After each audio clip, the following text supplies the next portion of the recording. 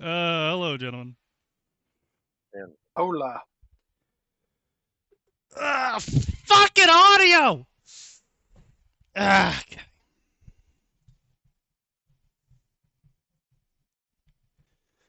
okay,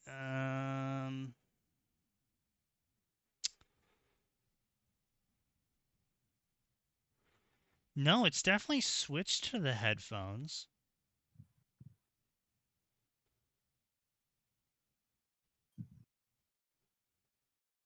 Discord's listed as the audio source.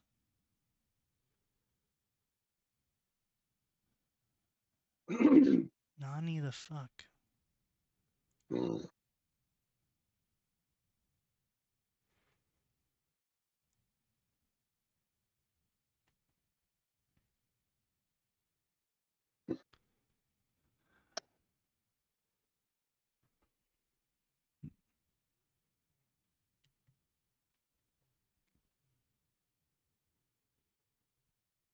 Okay, let me try some other audio sources.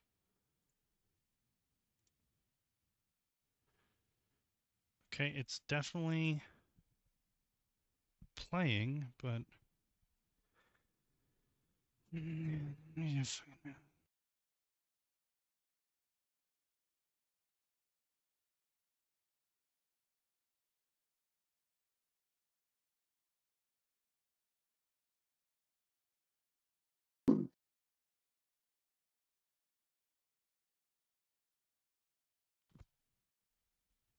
Okay, well, I fixed the audio. God, that pisses I me sense a off. bot. Fucking...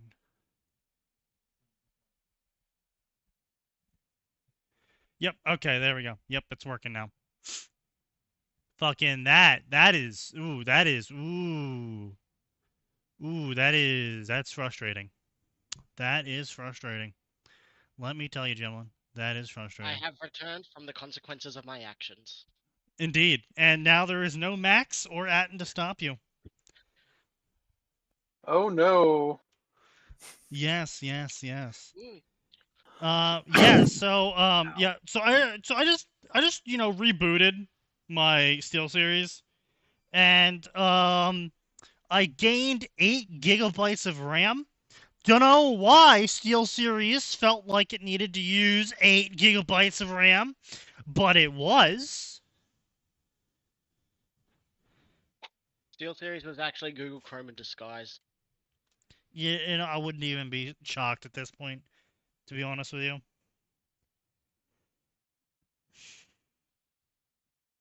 My goddamn floor mat's disintegrating beneath my immense weight. Get you a new one. All right then. New weight? Yeah, I guess he could. A new floor mat. You. I mean, getting a new weight probably would be a good idea as well, but Sure, but they don't just sell those at the store.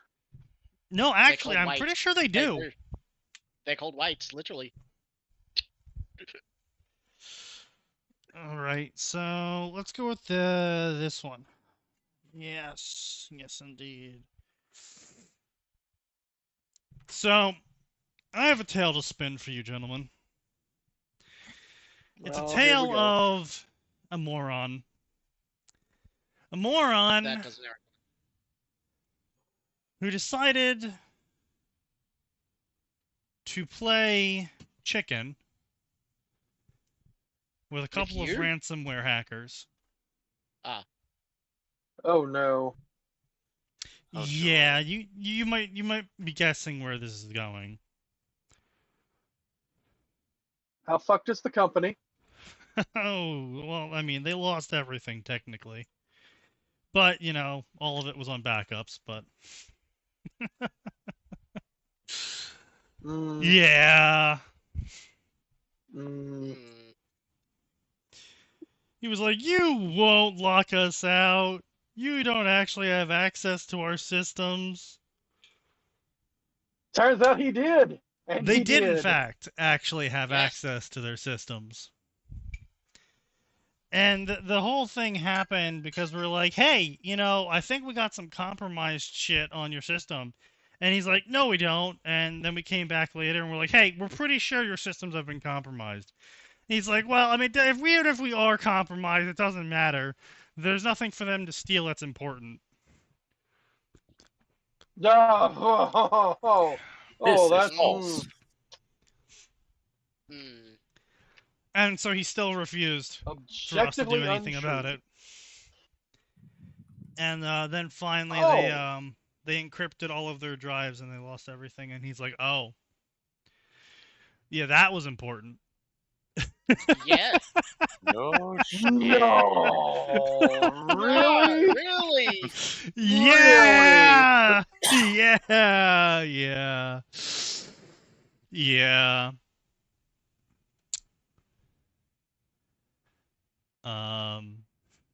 Let me know if they say something that they shouldn't and what that thing is. Aura, you bastard!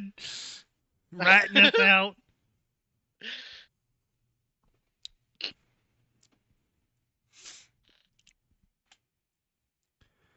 But I think it depends. Suck you, Aura. I think it depends on what fandom we actually get. True Pokemon! Yo, man, I wish Fox was here now. Back to the incest and bestiality. I know, right? Possibly also And the this Far time Cry. we don't mean Ruby. Yeah.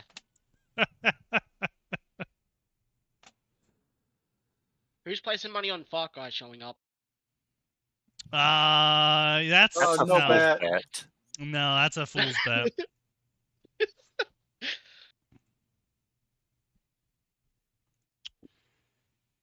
But yeah. So I sat down with Infanticisius and I helped him plan out a bit of what he thinks he's going to do for an original story.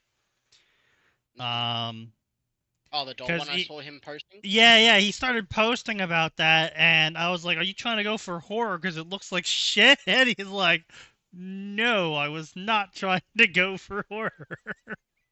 It does. The title of the cover does look like horror.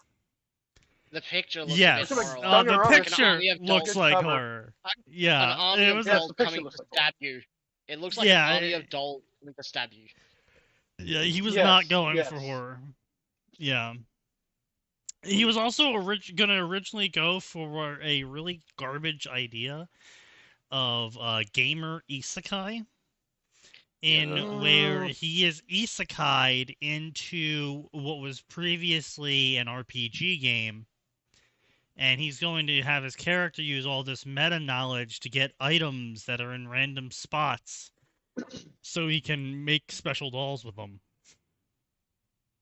Ah, okay. Well, all right. So Yeah. the problem is, as much as we shit on the gamer bullshit, it's the most popular thing on Royal Road Yes. at the moment. It sells.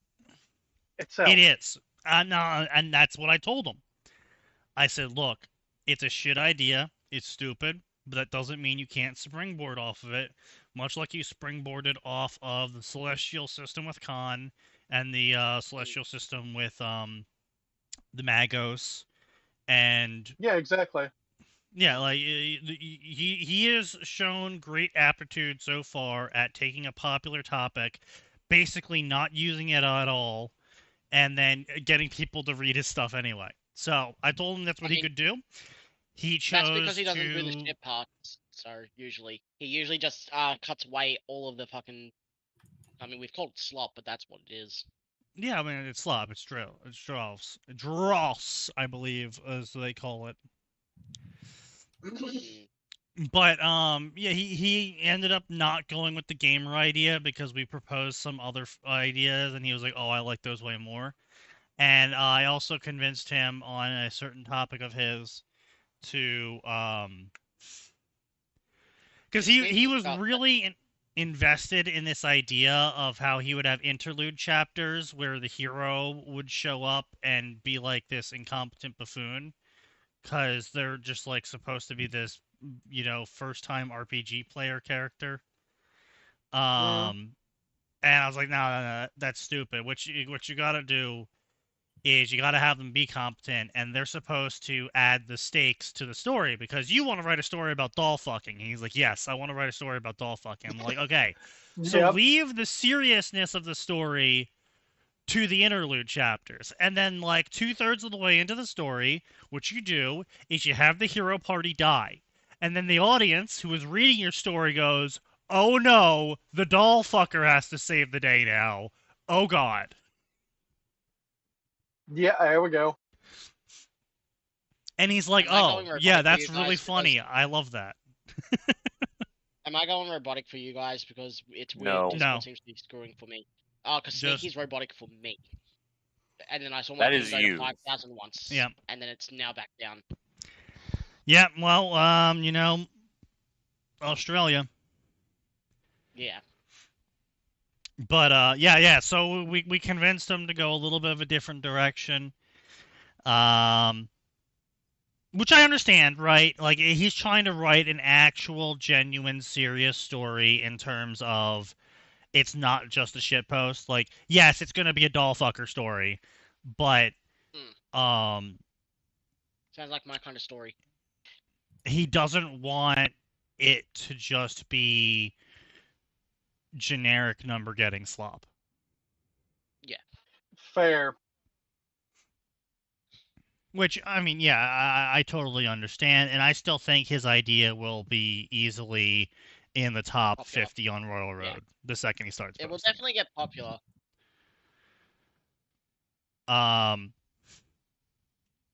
And we got some better pending titles for it as well. We got like Lifeless. We also put some shitpost titles into that possibility of PvP Pails versus Porcelains. I already gave my opinion on that one. Let's do the Yeah. light novel titles. I stumbled across a doll and now she's my wife, but the hero's party died, so now I've got to save the world. Yeah, no, we're staying away from the light novel titles. enough. Yeah. But gentlemen, are you ready for tonight? Seeing as I'm on the Pokemon fanfiction page, and just in the first look, there are some that are already making me cringe away. Yeah. Probably Well, you should start drinking then. not. It's 9 a.m. Maybe in like 30 minutes. That's fair. You know what they say, it's 5 o'clock somewhere. It's definitely not 5 o'clock where I am, but it's after 5 o'clock where I am, so technically speaking, it's after 5 o'clock wherever you are. I mean, they only say 5 o'clock. They don't say AM or PM. Exactly. Well, let's see what we got here. We got Pokemon Journey Season 4 Mew Pokemon Advanced Challenge by Pinkie Pie Sweets. Okay. Oh, not looking at the M-rated ones, huh? Fucking what? Oh, my bad. I forgot to turn the ratings to all. My apologies. Yeah, let's Because the make sure first one we get actually the- sounds. Okay. The summary of the first one actually sounds like it's got some like potential because it's generic, but it's got no sure, red flags. Let's see here. We got Climb. When you're dropped in a world where rodents can spew enough electricity to power Vegas, and turtles spit water with enough force to punch holes in steel, you do the obvious thing. You train your Pokemon to be the scariest bastards ever. No chosen one nonsense, just hard training and a team of monsters that fight like they mean it. The Pokemon League won't know what hit them. See, my only issue with stories like this is it always presupposes that for some reason an isekai person who drops into the world will magically have more motivation than someone who already exists in the world. Because you're a nobody. You have no paperwork. You have no background. You have to work your ass off to secure your place in this world. That's plenty of motivation. Sure, but that's not that's become a trainer and train motivation. That's not I'm gonna become the champion and beat everyone else motivation. Never and mind. I want to the make lots of money motivation. Never mind. you don't need to. his thoughts and notes in between brackets throughout the story, like random author's notes. Like we Oh, learned that the shit! starting age of training Ugh. was 15 We instead got of random 10 author in one. notes? No way! Yeah, like he's got brackets. Starting age for trainers was 15 in this world instead of 10 bracket. Talking about Erica bracket. Holy she shit! was Yeah, man, she 8. gives me stoner vibes. Yeah, we've actually got random author's note. Holy shit! Random author's notes. No way! And I even have How- that on my list here. How about that? How Sweet. long has it been since we've seen that? It has been a It's good been a minute. while. All right, but yeah. So I anyway, don't recall ever seeing it since I've joined. anyway, look at obviously there's motivation to be around, right? But at the same time, I feel like that's not a sufficient motivator. Like it's just like, okay, yeah, I want to make some money, but you can make way more money becoming a certified trainer and then going on to breed rare animals. Mm. Right? Like if your Eugenics is motivation's the way to money. yeah, if your motivation is just purely money, then becoming a champion trainer is actually extremely costly. Because you also got to look after your team, and the more stronger they get, and the bigger they get through evolving, the more you've got to spend on them. Yeah, including exactly. Training methods. Yeah. So it's all of the good stories that I've read in where the main character who doesn't have chosen one syndrome is sufficiently motivated and really hitting the grind. It's usually always because they're obsessed with Pokemon, or they're good with animals, or they're good with tropes, or they're really actually kind of just, I wouldn't say schizophrenic, but definitely getting close to schizophrenia levels of scatter, Mm. So it's the good stories typically don't go with the just, oh well, I'm more motivated than everyone else, so therefore my Pokemon are gonna work harder. Mm. Because that's usually Yeah, that doesn't pretty really. shit.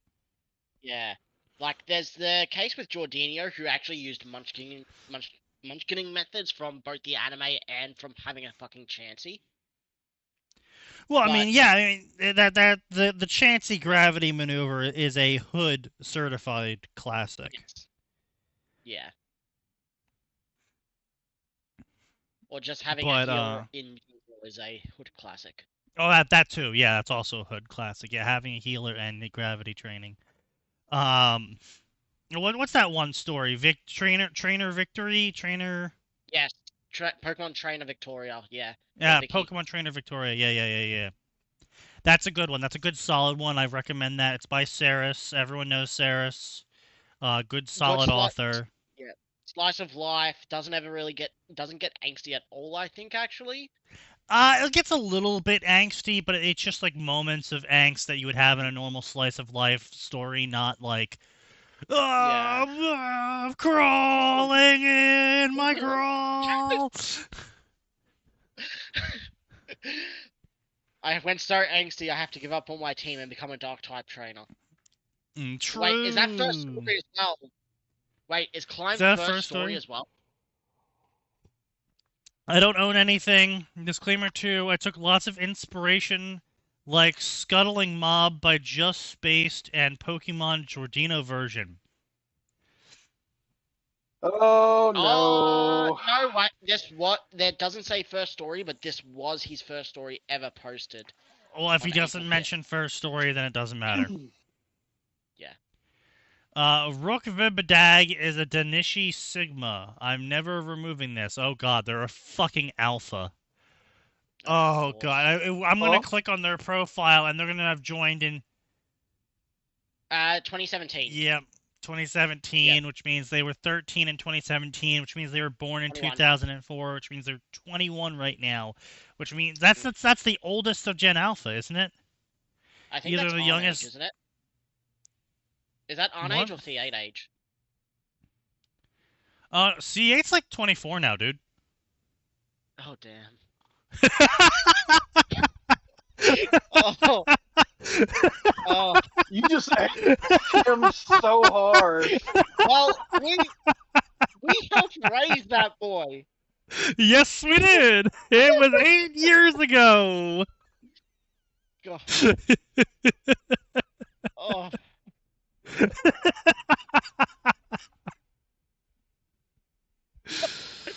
The fuck did I miss?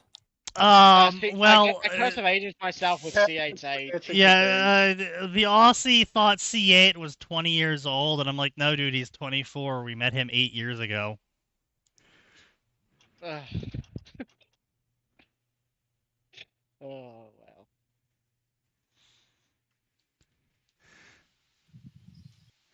That's a sentence that horrifies people. Yeah, no, it's crazy, man. Yeah. Yeah, can you imagine being raised by this chat? That's crazy. You'd be insane. I mean, he is Brazilian, so I guess that makes sense. Yeah. But, yeah, so anyway, he's got 2 stories. If you know about me, I like exercise, and I'm a Catholic. Well, considering he has only 44 favorited stories, 46 favorited authors. How do you have more favorited authors than favorited stories? How does that work? He could also, like, he could be favoriting authors and, I mean, he could be Well, interacting I with like someone. everything written by this author, so I'll put them down, and then when I want to see I what's guess, done, yeah. Yeah. Or again, it I could have been that he's suppose. interacting with people and he puts them into into his favorite authors. Like a few of them. I mean, that's also a possibility. You'll never know. also that. Yeah, you'll I'm not never going to know. interact with him, so I'll never know, and I'm happy Yeah. not to know. Yeah. Yeah, because the favorite authors. Wait, one of these has no stories. Okay. Yeah, so it is literally just people I interact with. Got it. Mm. Cool. Okay. Well, your starter Pokemon already. I got Gia. Was me being was wait huh? Okay, rewind. Let's. Hearing the voice call out from the overhead speakers in the room corners, I lethargically make my way off of the couch I was lying on and moved it into the other dozen prospective trainers towards the back room. Okay, this guy definitely has learned how to write from other fan fictions. Yeah. Oh, Okay, it's not AI. At least I'm pretty sure it's not AI. I'm not seeing any M dashes. I'm not seeing this but that's. I'm not Yeah. seeing 3 things. But I am almost positive he has learned how to write from other fanfics. Mm.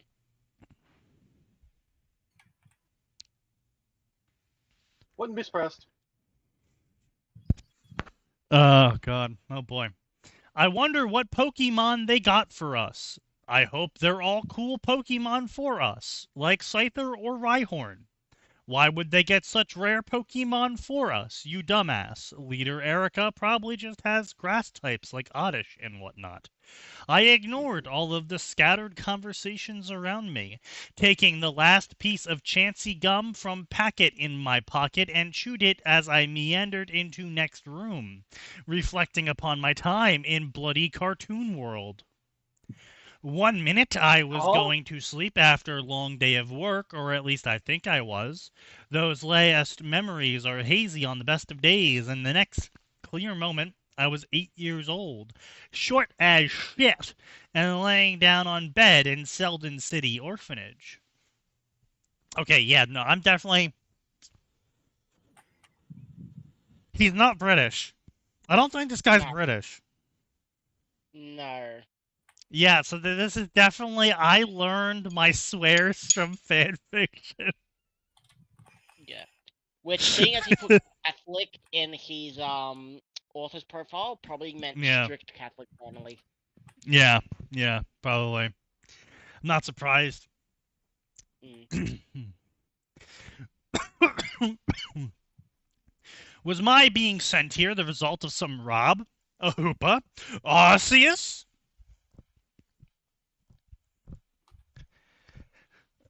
I mean, yes, I guess technically, I suppose Arceus would not count Yeah. as a random omnipotent being. Because he is the omnipotent being of Pokemon, so He it's is a not random. specific omnipotent. Yeah, he's a specific Yeah, he's a very omnipotent specific being. omnipotent being. Yeah. He is, in fact, an SOB. The stream's not showing the fanfiction, still got the title card. Oh, my bad. Let me fix that real quick, Rooney. After I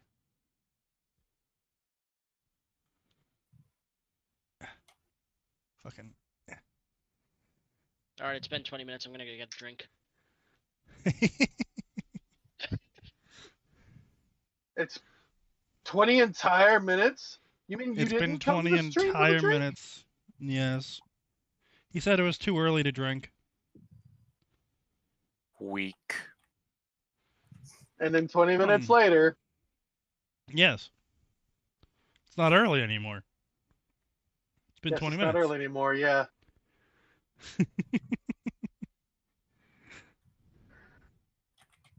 That's how it works, don't you know? He should just get on American time. That'd save him some problems. Oh, you know what? You're right.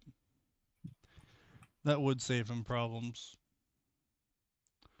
Somehow, though, I don't feel like his store is willing to pay him on American hours. Something's Most unfortunate. Yeah, something's telling me they wouldn't do that. Though I will say, it is quite frustrating when you're working with a customer who's like, you know, in mountain time. And they're like, yeah, call me at 11. And, you know, you're Eastern, and they know you're Eastern. And I'm like, okay. 11 Eastern time or Mountain? They're like, obviously Mountain. I'm like, no, it's not obvious. You're telling me We're to do in something. 2 different time zones, numbnuts.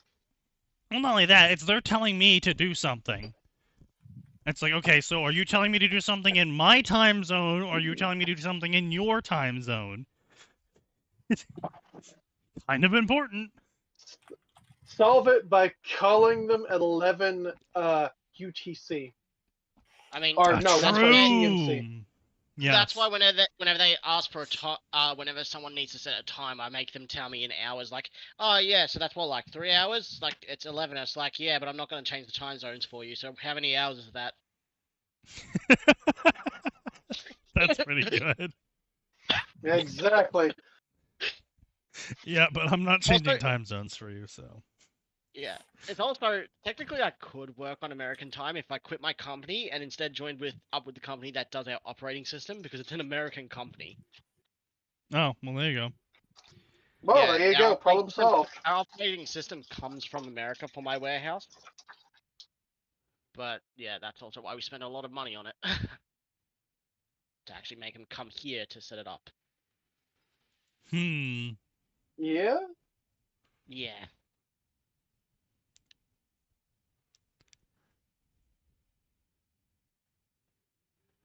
Hmm.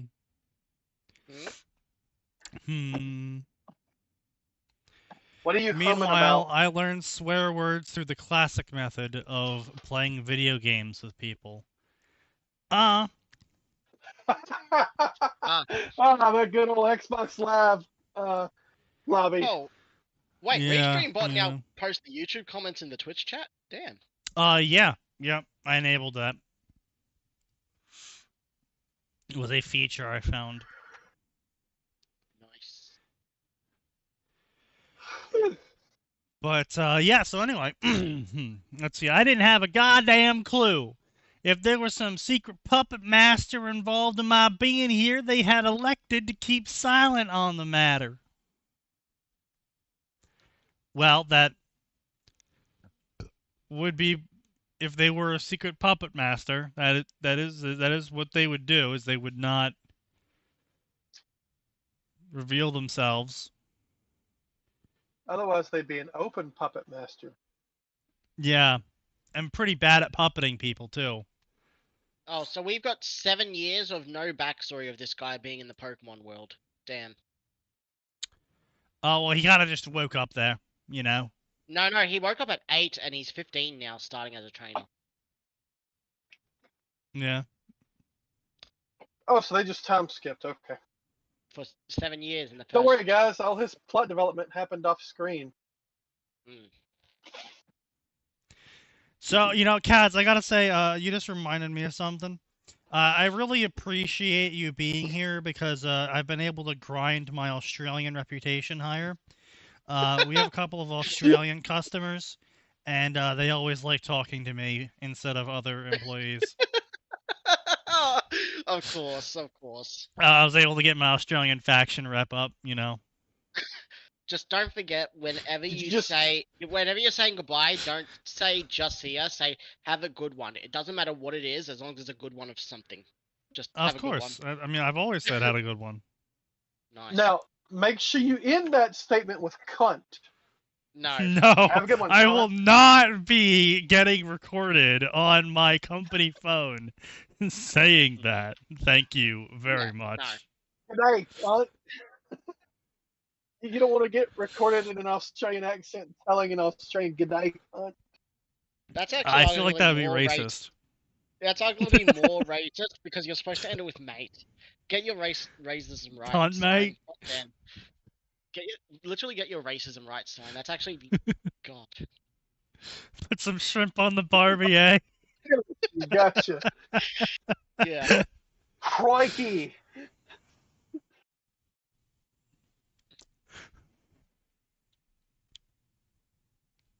I was too busy having a shoey to get my racism right. I'm sure you were. I'm sure a shoey is all you can afford. Excuse me, Goon Roulette exists. Goon roulette. Yeah, we got clothes hangers that spin, big ones. You put a goon bag of wine stuck on it with a clothespin, and then you spin it, and whoever it stops at gets to drink. Oh, Jesus. Goon It's roulette. bags of wine. Bagged wine. Oh boy. Oh man. Yeah. You can always tell its quality when it's in a plastic bag. Yeah, That's what that is to the. only be able to afford when lying about their age. So. Well, I mean, yeah, that makes sense. You know. Who doesn't want a good old goon bag to share with the boys?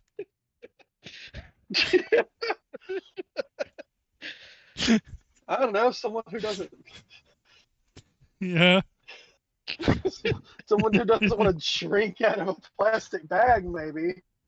Well, you know, desperate talking about? times, as they say. The goon bag is so strong, you can use that shit as a pillow and it won't burst open or break. It's great. He says, speaking from experience. Yeah. Yeah, I mean, I drink rum now because I'm a working adult who can afford more than just a goon bag. Why do you think he knows about goon roulette? Do you think they teach that in Australian high school? No, I think they teach it in Australian grade school, Sneaky. No, that's where they learn about shoeys. Hell, I'm sorry, they teach it in pre-K. They do the shoeys in grade school. Right, kids? Right, you cunts? And don't forget, Cunts. magpies are little cunts and we call them swoopers. Fuck you. Swoopers. Excuse you, I'm not joking. Literally 2 days ago, swooper? Don't you just hate it when the swooper comes and steals your cheeky chicken? No, it's not cheeky chicken. They attack you. Our magpies in Australia will literally get territorial and they'll swoop down and attack you and peck at you. Oh, just fucking punch them. Oh, okay. That's the point, yeah. Punch the cunt. Yeah. But that's nearly everyone in Australia has been attacked by a swooper at one point or another. Hell, one tried to get me 2 days ago. This is why you need guns. Otherwise, the birds win. Yeah. What's that fucking asylum movie about bird death? And people being killed by swarms of birds? Isn't it just called Birds?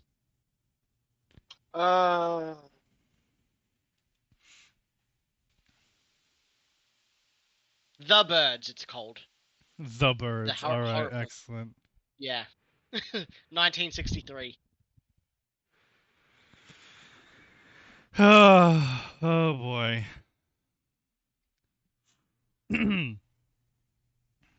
After a brief meltdown over my predicament that happened off screen, I tasked myself with finding out any useful information about my situation. From what it seems like, this world is a weird cross of the games and the anime.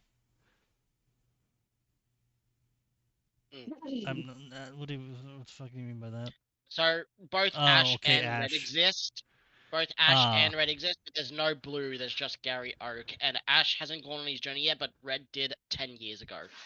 But yet Giovanni's still around, so is Team Rocket. Oh, okay. Yeah. I'm sure that won't become plot relevant.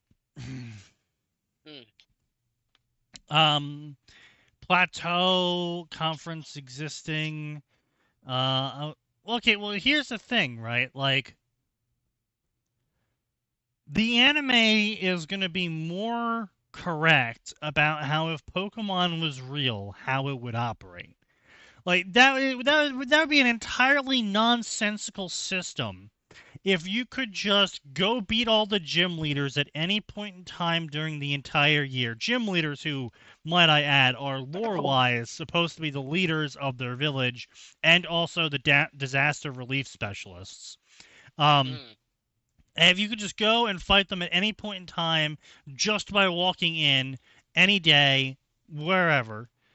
And then on top of that, once you get all 8 badges, the Elite Four, instead of doing their jobs at being leaders and disaster specialists, just sit in a building all day and wait for you. Yeah, no shit, the games are going to be less on point about what actually happens in Pokemon. If they were like, oh, sorry, it's December, that means you have to wait until January or March before you're allowed to challenge the gym leader. Yeah, no one would fucking play the game. That would suck. I mean, it would suck less if it was like, an Animal Crossing style game in where the gym leader challenge was like a seasonal event. And like there was actually more to the game besides the gym leader challenge. So a Stardew Valley, like raising Pokemon on a farm thing, and then during certain times of the year you can do the gym leaders with the Pokemon you raised? Sort of, pretty much, yeah. I mean, yeah, that makes sense to me. I can't really see children being patient enough for that sort of setup, but I mean, yeah, people would probably do that. You know?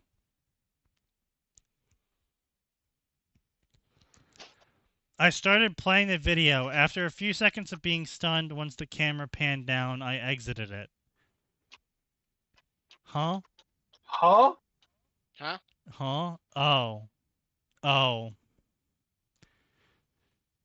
Wait, Did he huh? Did he just fourth wall describe a scene?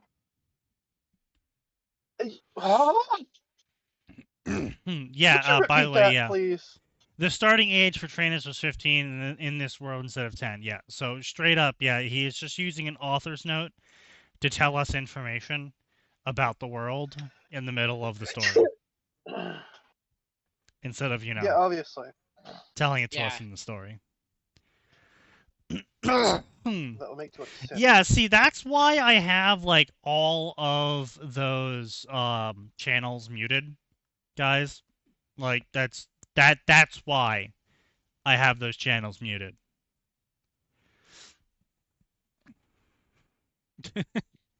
Like, what you guys consider safe for work on that fucking server is not safe for work.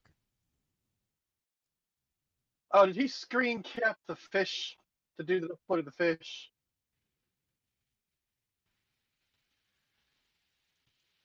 Yep, it's the fish. The fact that you know exactly what it is he was talking about is a bit concerning. A peak UK Well, that's moment because where Killionaire Victorian PM'd me about it. Ah. What the fuck? Potholes in UK are revealing the Victorian streets underneath the poorly done asphalting. Oh, I mean... Yep.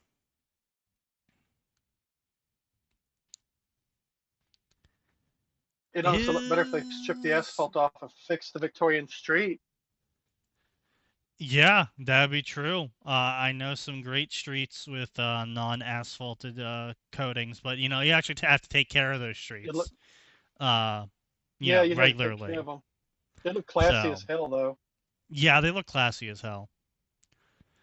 I do love me some placed bricks. As stupid as that, which notified me of it mixing the games in red was the red rumor online. As stupid as it sounds, there's a large number of online rumors about a young trainer known as Red who a decade ago blitzed through the whole gym circuit on his first year, dominated the Indigo Plateau without a single Pokemon fainting. Anything beyond that is mere speculation. Huh? We don't even know who his parents are? But rumor states that this Red went on to win the challenge, defeat Lance, only to hand the title back to him and disappear.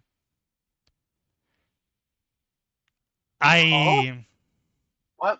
You have to take care of asphalt too, Sneaky? Yes, you do technically have to take care of asphalt as well, but the degradation rate on asphalt is way slower than brick. There's a reason why we replaced the brick streets with asphalt. Yeah. The individual bricks can't take as much strain as the conglomerate asphalt. The asphalt kind of wiggles because it's not actually a solid. Technically, it's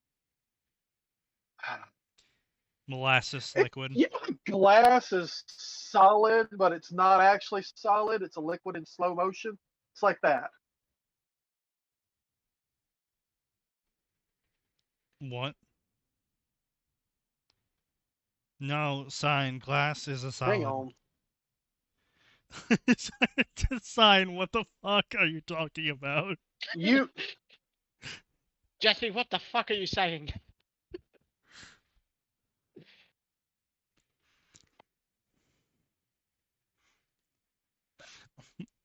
Glass is an amorphous solid, Sneaky. It's not definitely solid. It's a crystalline shape that can, over time, shift and bulge. Asphalt does the same thing. It's not a solid. It's a solid that has some properties that behave in a liquid-like way over time. Okay. You know the old glass panes in houses when they were in the windows for so long? The bottoms would bulge because it slowly dripped down. All right, well, I guess the more you know, I suppose. Yeah, it's amorphous. Damn, is that the requirement, Sign? With liquid properties. What? Is the requirement for you to be right about something is for Max not to be here? Oh, possibly.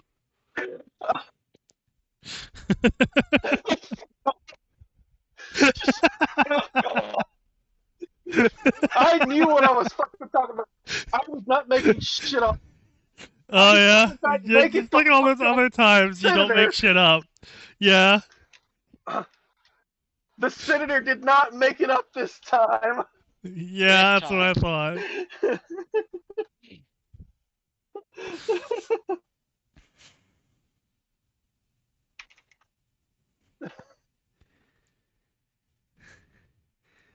Or the idea is older than dirt.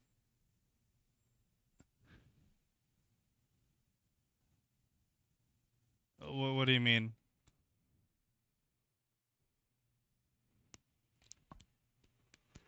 Wait, are you saying the only time that Sign isn't wrong is either Max isn't here, or the idea is so old he was there when it was first written? Probably. I mean, I see. It is the knowledge is very, very old. Mm. I see. I was in fact understand. there when it was written. Yes, you were actually there. If anyone ever wants to know, all you have to do is you have to bring up the signing of the Constitution, and you'll see sign in the far left corner. He's the really fat, balding guy. Hey, that's not true. Oh, I mean, look, you're the only finest fat bastard around. I don't know what to tell you something. You're... Look, that fat bastard is not me. Hang on, Well, I let me mean, pull this up. are you double checking the photo now? Yes, I'm double checking the photo. I was in this photo.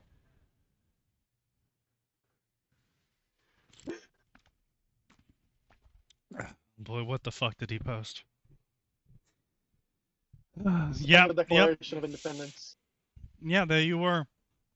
You can see him right over there. I was in the back, but I was not Yep. the fat bastard in the back. Yeah, you sure? Yeah, it's right there. You're wearing a hat to cover up your bald spot. That is not a bald spot. Don't you see my flowing locks? That's not a wig. That's natural. The wig, yeah. One of That those is men not a is my wig. ancestors. Yeah, well, I hate to break this to you. Sign might be your father. Oh, great.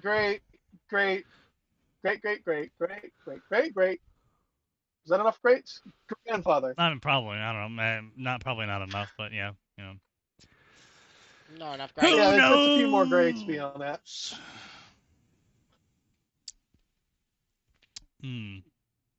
Tasty. Yeah, so I picked up a couple of Irish creams, and they were okay, you know. Yeah. I was trying to look for something that wasn't What'd you mix fucking it with? Bailey's, because Bailey's is, I mean, milk. I mixed it with milk. More like cut it with milk. I was trying to find something that wasn't fucking Bailey's, because fuck Bailey's. It's twice the price for no fucking reason. True. You have no idea how bad I wanted to make it weird, but I'll save Sign's brain cells. Wait, you have some of Sign's brain cells? Give them back. The man's starving. Yeah. I need those. You had brain cells to begin with? Oh, apparently. I mean, fucking Leaf over here's got them. Yeah. Then don't give them back. No, He I need needs those them. to rate porn. They're dedicated to No, you horny, don't. don't you know? You definitely don't need those for porn. Not for the No, ones you write Sign. up. You got 2 other brain cells for porn.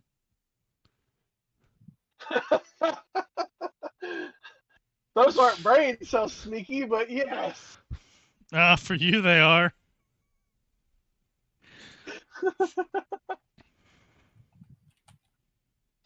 You know, when I say thinking with your dick, that's what I mean.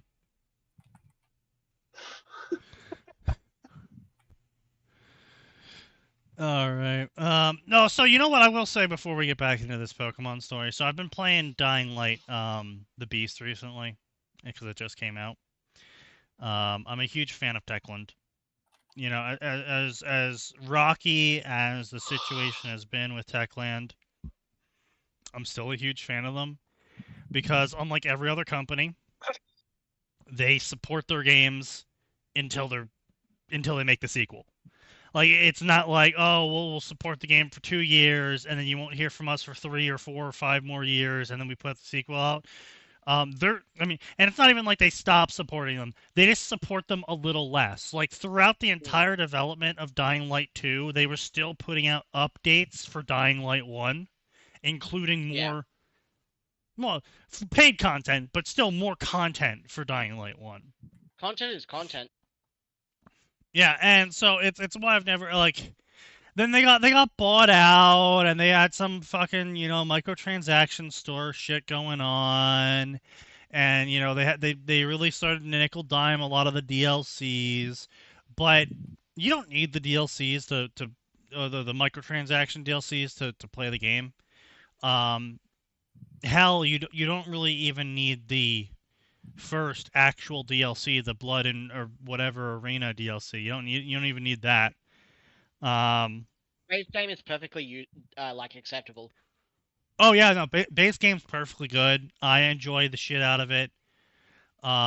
It's just I have some quibbles about the combat. I have some quibbles about the parkour. I really don't like the story. Like, here's the thing, right? No one has ever played the Dying Light games for the story. No one. If anyone tells you they're playing the Dying Light game for the story, they're a fucking tourist. Because the story's not good. It's really bad. And everyone knows it. Like, in Dying Light 1, in Dying Light 1, you're chasing after this dude the entire campaign. You're chasing after this one dude. And then finally, when you catch up with him, it's not a big boss battle. He doesn't even have a special health bar. You just shoot him twice with a pistol, he dies. And that's it. Game's over. Good. No special cutscene. It's just bam bam. You win! Yay! Sparkles! Then No you get the free roam the cutscene, world. no. Well, I mean, there's a small little cutscene where Kyle's like, finally he's dead. And then that's it. Time to get back to murdering people. Yeah. So, Dying Light 2's story was more of an actual story. Like, it was actually trying to tell a story of the people surviving after the apocalypse happened. But it was still pretty fucking dog shit bad. You still had this girl boss that constantly dumpstered you throughout the entire story, but only, of course, in the cutscenes. Of course. And they were setting this whole thing up. They were setting up great narrative beats, and then they pulled a sign. Unfortunate. Where they ruined it all. You better explain yourself. So basically, they set up this whole thing in where the main character is roaming around the world as what's known as a pilgrim, basically sacred mail carriers, because everything's so cut off from each other, people can't really risk traveling places because there's hordes of mutated undead between each town. And so they basically they trust these exiles, criminals, wanderers, named pilgrims to carry their mail to another location. And people, of course, generally don't trust pilgrims because, well, not many people really choose to live a life of solitude and danger. Yeah, they're exiles for a reason. But it's like, if you're going to be doing this, you might as well carry my mail. And the reason why the pilgrims choose to carry the mail faithfully and not, like, destroy it, eat it, whatever, lose it, Read it. is that, well, it's effectively a form of safety in a settlement, where if people know you're a pilgrim, they're not going to like you, but they're also not going to kill you, because they'll be like, hey, pilgrim, you can go do this task. We'll pay you money. We'll pay you food. We'll pay you weapons. Because we don't give a shit about you. Oh, he's the mailman. Don't shoot him. Effectively, yeah. Everyone wants their mail to be delivered. That's fair. So, even if they are an exiled criminal, as long as they carry the mail, then they'll be tolerated. Fair. But also it obviously comes with the stipulation that you don't stick around too long. You come in, you deliver the mail, you stay a little bit, get some supplies, pick up new mail, leave. So anyway, this guy's a pilgrim not because of crimes or anything, but because he's trying to search for his who he believes is his sister, because he escaped from a facility that the government was running, during the zombie apocalypse where they were experimenting on children. And it's revealed throughout the story that the reason why the government was experimenting on kids was because the zombies had all shown a remarkable ability to regenerate from wounds. Because the zombies were kind of sort of zombies, but they were also actually alive still. Like, they felt pain. Recently infected zombies still had some of their memories, so they were able to scream words. Like, if you hurt a viral, um, a viral is a recently infected person that has fully zombified, but they're still recently infected, so they haven't mutated yet, or they have not turned into a walker yet as their metabolism slows down. Yeah. So they can run at you, they hit harder, but they also get hurt more because they haven't like hardened up effectively like a zombie does, or walkers as they call them, or mutated into a volatile or something yet. But a viral, when you hurt them, the first time you hit them or you start swinging at them, or you pull out a gun, they will actually cringe back away from you and say, "No, no, please don't hurt me." Or something along those lines. They have a couple of different lines they'll actually say. Because human reflexes. Well, yes, but also because if you actually stop attacking them for a second, they will quickly scream and then blitz you. Oh, of course they fucking will. What game is that? Dying Light. But and walkers will like hibernate in the darkness and like not move for a really long period of time until movement happens near them. Walkers actually can get emaciated if they don't eat. And then you have your mutated infected, and so that's you know how that goes. But in Dying Light 2, they made some combat choices like removing guns. No one liked that. Oh? Yeah. Why? Because it's supposed to be a melee-focused parkour game where you're dodging attacks and shit, and counterattacking and parrying, and guns kind of That does not mean that all the guns and all the ammo have run out. Yes, well, they learned that and they realized that when the most requested feature. So the other reason why I like Techland is because they were like, okay, guys, so with Dying Light 2, since we have a community now and this is actually an investment, we're going to start up the community center where you can go and get daily quests, weekly quests. You can get a bunch of stuff you could normally buy with real money by just doing dailies and weeklies to get points, and then you can use the points to buy shit that you normally would have had to pay real money for. But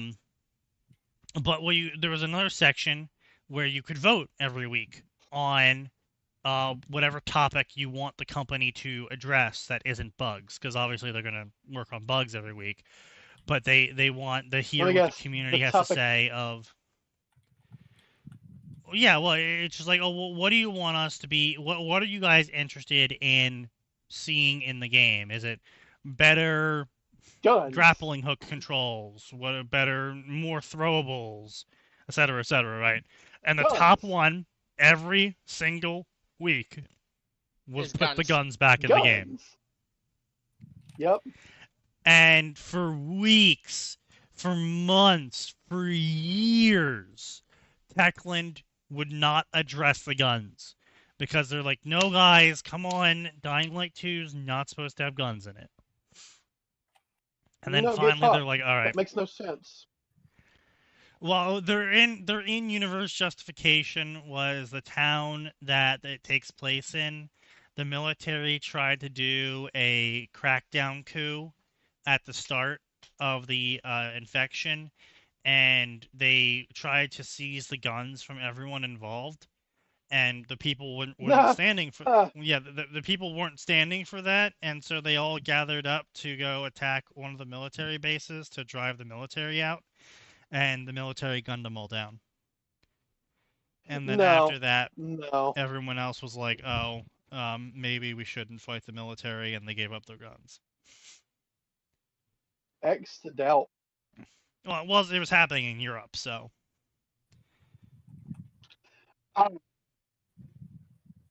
Yeah. Okay, that makes slightly more sense. Yeah. They're already halfway there anyway. Well, I say half. But there was some funny. It was funny because it came out during the time of COVID and got some flack for it too because they had shit like banners, giant banners that the government had put up saying like "Keep your mask on, it keeps you safe." And to the zombie virus that's bloodborne. Right. Masking doesn't do anything. Yeah. Oh no, they unintentionally. Yeah. So I got some flack for that. But yeah, the story in Dying Light 2. The story in Dying Light 2 was pretty awful. It was trying to do this like whole dual storyline thing throughout the entire story, and where on one side's the peacekeepers who are keeping the peace by any means necessary, and on the other side it's the no, they actually don't kill people. Just color me surprised. They don't even kill criminals unless the crime's really bad. They actually lock the criminals up. And after a certain period of time, they offer the criminals the chance to, if their crimes are of an acceptable variety, they offer the criminals the chance to leave the prison in exchange for becoming a peacekeeper grunt. Uh-huh. Yeah. And I mean, but here's the problem, right? Like they were supposed to be the oppressive police force in the game. Like that's how they were styled as. They were supposed to be the police brutality faction, who were the bad guys, air quotes. Like the bad guys that you worked with, unlike the bandits who were just bad people. And the survivors were the other faction you could devote time to. Time and resource points too, I guess you could call them, but they weren't really resource points, but they kind of were. But so the survivors were just good old boys from the neighborhood, and we all help each other out here. But it was actually a really big problem because all of the survivors were like Reddit tier assholes. And like would constantly lie to you about like any missions you got from the survivors usually resulted in them lying to you about the danger, lying to you why they wanted you to go there, lying to you about what they wanted you to get, trying to stiff you on the payments. And meanwhile, all of the peacekeeper missions were like, hey, go here, do this thing, here's your payment. Come back if you want more work. It's like, oh. So they just straight up, he did a job, then got paid for it, and they didn't try to fuck him over. Yeah.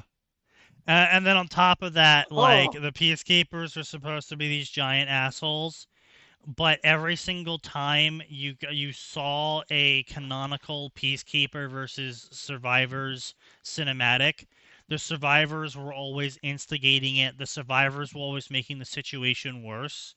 And the peacekeepers were only fighting the survivors because they were actively ruining the situation. Like, for the peacekeepers, so you could secure zones on the map, which was a cool thing. I liked that mechanic, and I'm really disappointed it's not in this one. But you could secure zones on the map, and this was the other frustrating thing. by like taking over water towers or water collection points or power plants and whatnot. You could dedicate them to either the peacekeepers or survivors.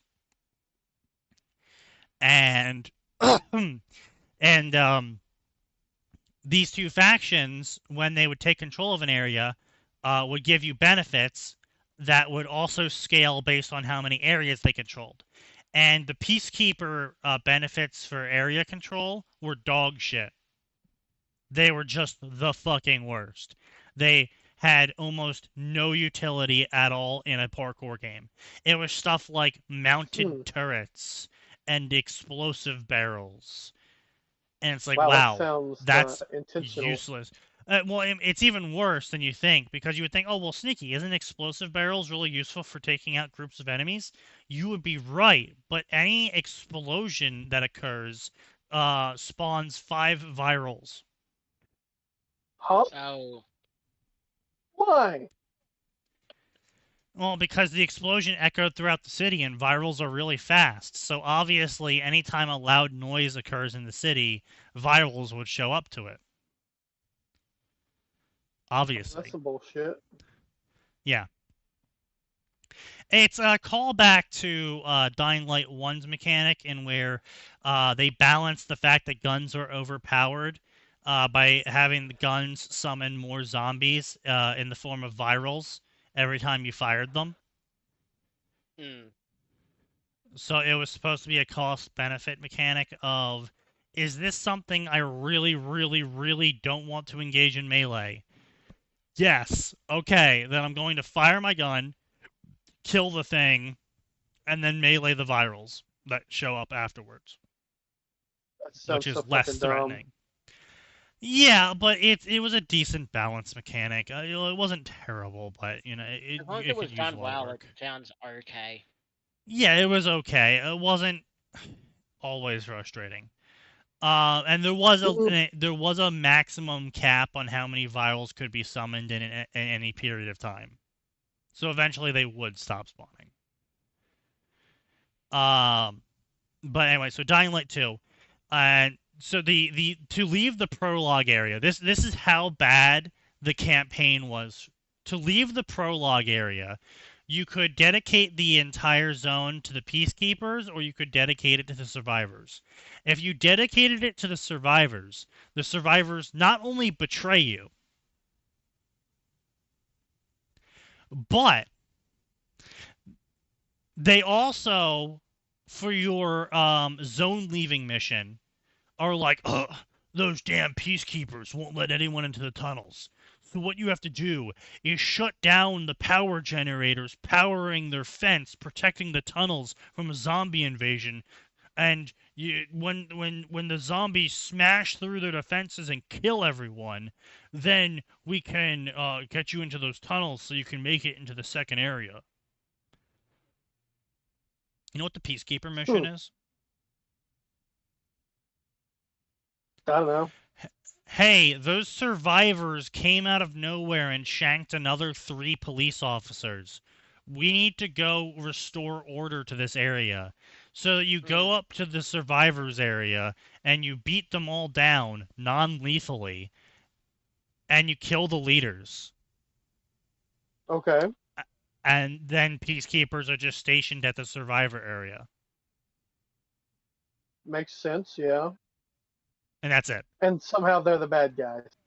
And they're the bad guys who police brutalize people. Yes. Yep. Mm-hmm. And the good guys are the ones who kill the police with zombies. Oh yeah, it was a massacre. It was a secured, fortified position that prevented the zombies from making it into the subway. So the subway could be used as a safe means of travel throughout the entire city. And it was a heavily stationed outpost who regularly hosted a hospital, a communication hub, ammo depot, food depot, and regularly... And here's the other thing, right? If you gave areas to the peacekeepers would do active patrols of the area, reducing the number of zombies that spawn. Oh, I'm guessing the survivors The pulled survivors up don't. and there were more zombies. Yeah, Hmm. And yeah. so what? The virals rise or stay the same? The virals don't rise. The zombies only go down if it's peacekeepers. It stays Oh. the same if otherwise. Yeah. Okay, so why would you ever side with? Because the survivors have the best area control buffs in the game. So you only side with them, For the even though they buffs. fuck you in literally every other way, but you get Yep. buffs. Yep. No.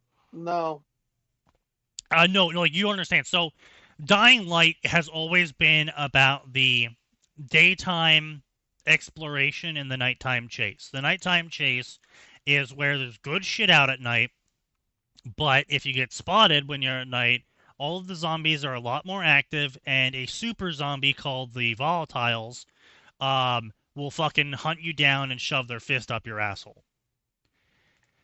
And the survivor buffs are things like fall bags. So you can fall multiple stories with a fall bag without taking any damage, which is a great way of getting away from zombies, because zombies are living and they take fall damage. So if they try to chase after you, they either have to make their way down intelligently or take damage and stumble, which either way leaves you in a position to run more. They also set up spring traps around the place, so you can basically jump on top of a spring trap and it'll launch you in the air way higher than you could. Like, we're talking again, multiple stories high, so you can grab onto a ledge that's normally you wouldn't have been able to climb in time.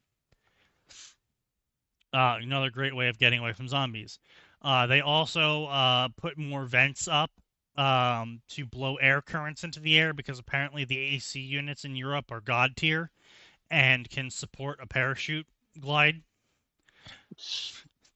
Don't ask questions. They don't even have air conditioning in Europe. I know, right?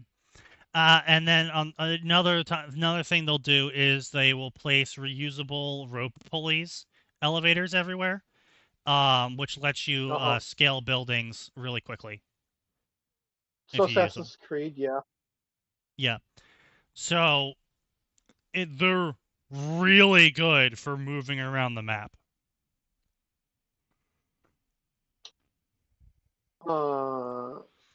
Which, if you're going to play the game for a long period of time, you kind of want.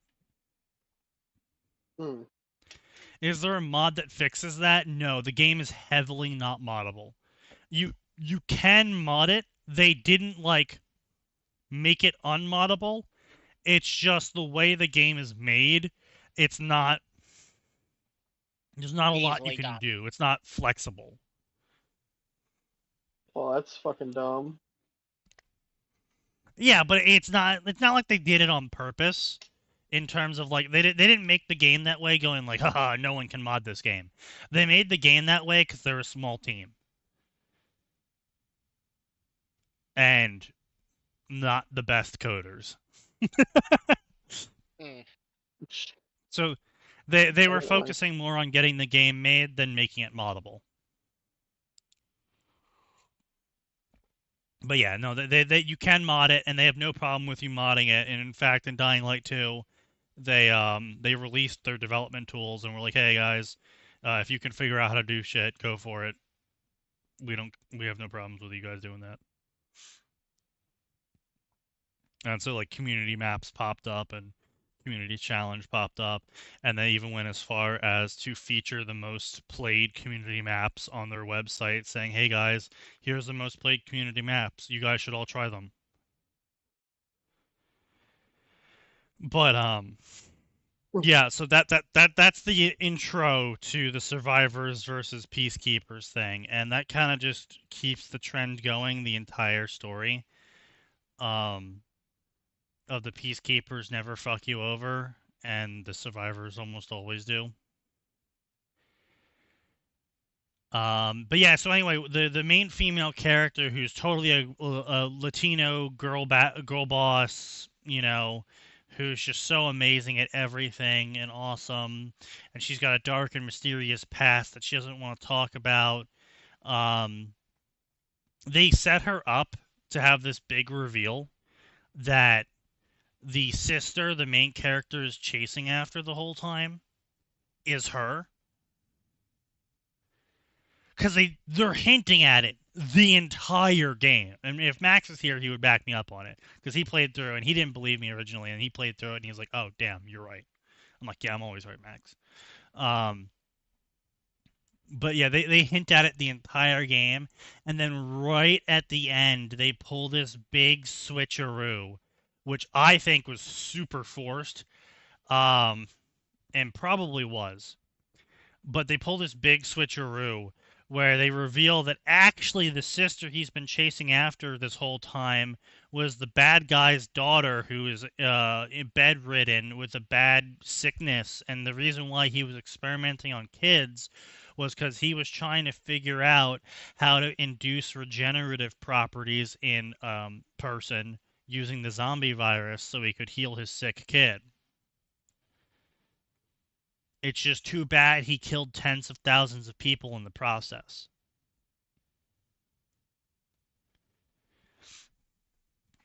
So, you end up killing him, and then you save the kid, and blah blah blah blah blah blah blah blah blah.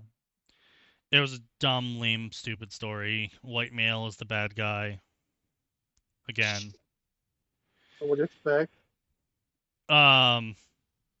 But yeah, so it was kind of just like, it was a really lame story in the end. And I can't blame them because what happened was Me Too.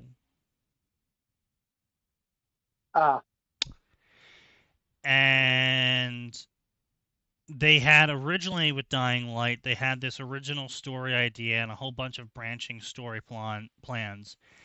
And you could really genuinely feel it. Like, there's a whole area in Dying Light 2 that they don't use. You can unlock it. You can walk through it. There's loot everywhere. But they don't use the area for anything. Because they ran out of time. And they had to fire half the writing staff and the head writer.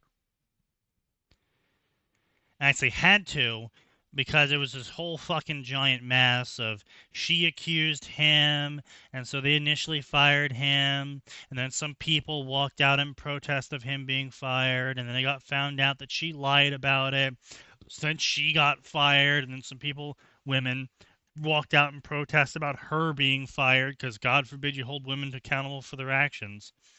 And so basically they had to completely change the writing staff, and they had to completely scrap the original plot idea because their whole fucking writing team was gone now. So they didn't have anything to work with anymore. So they basically took all of the stuff that was already written and reorganized it into a new plot that made enough sense to keep playing. And you really felt it. There was a lot of missions that you would do as side content that you felt were like supposed to have multiple endings, or you would do missions that was main story content that you really felt like was just a side mission, because it was. Or there would be times where characters would say lines and dialogue and reference things in a way that leaves you going, I feel like this should have happened earlier. It's probably because it originally did. And they just had to make do with what they had. Which leads me into playing Beast, because I supported Techland the entire time. I have quibbles with their games, but they're still fun as hell. I have hundreds of hours in both the games. Dying Light the Beast, you know what? My support was rewarded because it shipped day one out of the box, 90 FPS, no stuttering, no weird glitches, no crashing. The story is better than 2. I mean, they're basically pretending 2 never happened, so, you know, that As they seems to be should. the new trend. We're just gonna pretend the last one didn't come out, guys. Please come back to the series.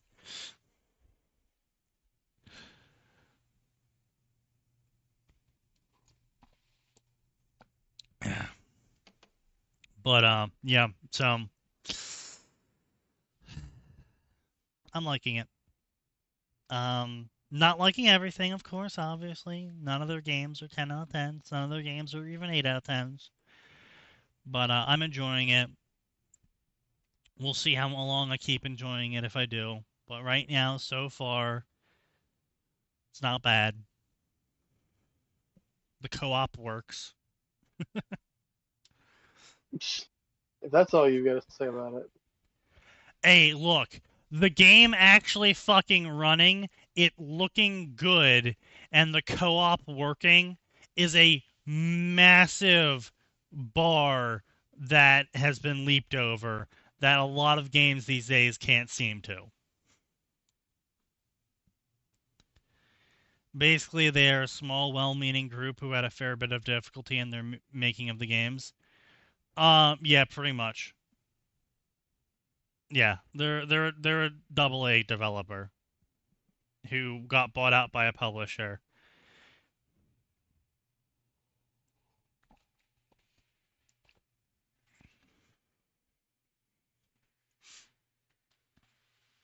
But anyway, back to garbage fan fiction. You guys ready to keep going? No. We're moving on from this story. This story's stupid and lame. We're moving on. Pokemon Journey Season 4 Mew Adventures. Mew and main character travel the Hoenn region to complete the Hoenn League, and Mew is planning on competing in Pokemon contests like her mother. Return with Mew and main character are Brock, Jen, and Molly, who no one gives a shit. And they'll be traveling with new friends. A new trainer named May and her little brother Max will have brand new adventures. That's lame and gay, and I don't care. So here's my opinion on stories that try and go with this whole multi-season, multi-book style. I think it's self-masturbatory. I know I've said in the past that, yeah, like, instead of just writing one story, you're writing, like, for Harry Potter, for example, right? Instead of writing one Harry Potter story and then calling it complete, you're writing 7 Harry Potter stories, each book, and then calling it complete. So now you have 7 stories on your profile, and they're all completed, right? Theoretically. It's self-masturbatory. No one is going to read books 2 through 7 unless they like the first one. Yeah. That's why you knock it out of the park with the first one. No, but you don't understand. If book 8 is constantly popping up and you only have 2 chapters, that's going to get filtered out by a lot of people. You're not going to have the original, so you're going to miss out on the hype crowd. So here's the problem. This is both a reader problem and an author problem, right? So I'm going to make the case here. This is classical. Bring me any story that has been broken up into multiple books, and I will point to you their numbers and how their numbers always fail. They always fail downwards at a skyrocketing rate. Mm-hmm. You know, the first story will get 1,000 favorites. The second story, 500. The third story, 200. The fourth story, 100. By the time you actually get to book 7, you got like 10 people favoriting it. And that's because when a series is marked complete, people generally stop checking in. Yeah. Like, they don't sit there 6 months later and go, oh, I wonder if that author started their second story yet. They forget. They're reading fan fiction. If you're not telling them that you have just updated the story they're interested in, they're not going to fucking manually go out and see if they've updated. I mean, obviously some do, but as you clearly see by all these fucking numbers from all these fucking authors, we're talking It's half of Yeah. the audience is gone. it's kind of arrogant because they believe that just because people like their story, they also like followed the author so that they get every update. Exactly, yeah. And then on top of that, so you're losing out on that angle, right? So the people that could have liked your story, the people that could have buoyed it higher, that would get more people to invest in it, because obviously, you know, if you come across a story that's got 400 chapters, 3 million words, it's been updating for 7 years now, and it's got 17,000 favorites, you're gonna read it. You're gonna be like, okay, fine. Let's At see least what give the it a fuss is try. about. Yeah, Right? but if you're looking at Book 8, Harry Potter's Giant Wang, it's got 1, 2, 3 chapters. It's only been going on for like the past year. You know, each chapter is maybe 6K words long, and it's got 30 favorites. You're gonna be like, oh, this probably sucks. Yeah. And you're not going to go to their author page and be like, well, I hope book 1's better. Let me get invested in this series and hope it gets better. No one said fucking no No. one. Mm. So you're cluttering up the story list. You're putting yourself on a front page that doesn't benefit you. You're losing the readers that were there for you in the first place. Mm. It doesn't benefit you. It doesn't benefit you to break shit up. And on top of that, no one cares about the summary to book 4. We're not No, here if for they're your there original through story. books 1 through 3, they know what the hell's going on. Yeah, if they read books 1 through 3, they're obviously going to keep reading. But the whole point of a summary on a multi-book published series is that you publish the books in chunks because you don't want to devote 22 years of your life to a series that doesn't succeed. So you publish the first chunk and see if people are interested. And there was an inherent level of quality control going on with publishing, because obviously you have to be sure that the series you are publishing is going to make some fucking money, because it costs some fucking money to make. Unlike fanfiction.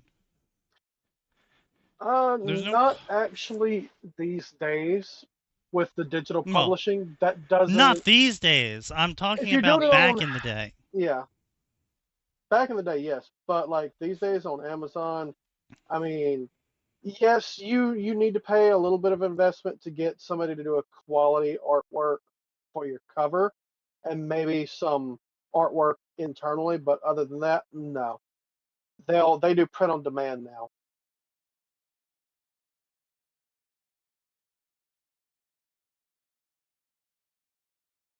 But yeah, that's because they can, though. That's because they're so big Yeah, they they can can. do that.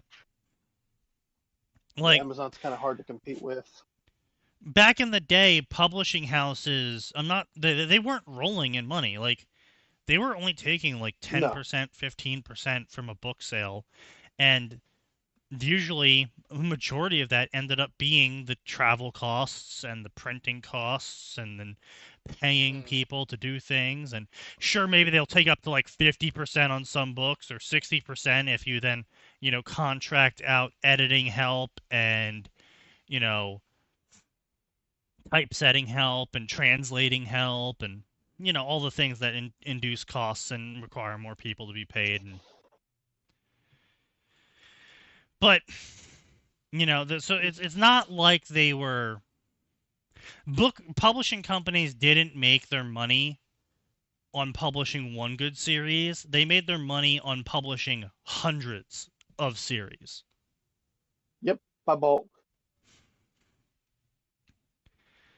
But so yeah, so there was an inherent thing with that. So like, if you went into like Barnes and Noble and you saw newest book available, Ranger's Apprentice Book 6, Strike Back of the Empire, and you're like, okay, well, then it's got a decent cover. What's the summary say? Summary says like, the explosions on Yavin, you know, fucking Darth Yoda shot lightning up God's ass, and now crystals are raining from the sky, and the hero has to put a stop to it. And you're like, okay, that was kind of cool.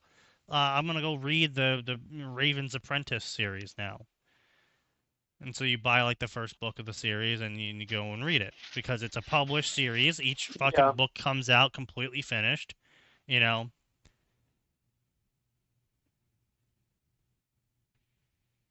So, you know, it's a completely different market. It's a completely different way of doing things.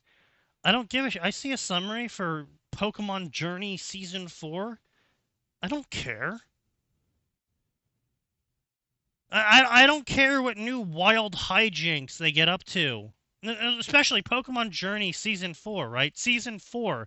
Season 4's got nearly 900,000 words. Season 4 is effectively... Jesus. Yeah, Season 4 is effectively 9 fucking books. So, like... You're already not breaking up the story into books by the sheer word count. So don't fucking sit there and bullshit with me about how you're breaking up the series into readable book chunks. It's like, no, you're fucking not. 900K is not a reasonable book chunk. And it's not even marked complete, which means there's going to be more words.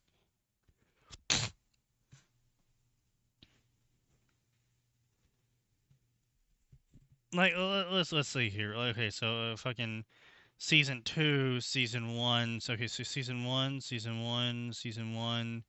See, here's the other thing, right? I can't even find fucking season 1. You know why I can't find season 1? It's because they've broken up so many of their series. So they have 213 stories. You know what they actually have, though? Probably 50 stories. And you're saying, Sneaky, well, why do you say that? Twisted Wonderland, Playful Land, Twisted Wonderland 5, Twisted Wonderland, Morning Carpet, Twisted Wonderland, Cloud Calling, Twisted Wonderland, Stitch, Twisted Wonderland, Camp Vargas 2, so Twisted Wonderland, Camp Vargas 1, Twisted Wonderland, White Rabbit Feet, Twisted Wonderland, Fairy Gala Remix, Twisted Wonderland, Twisted Sunderland 2, right? Like, probably 50 of these fucking stories are actually just one series.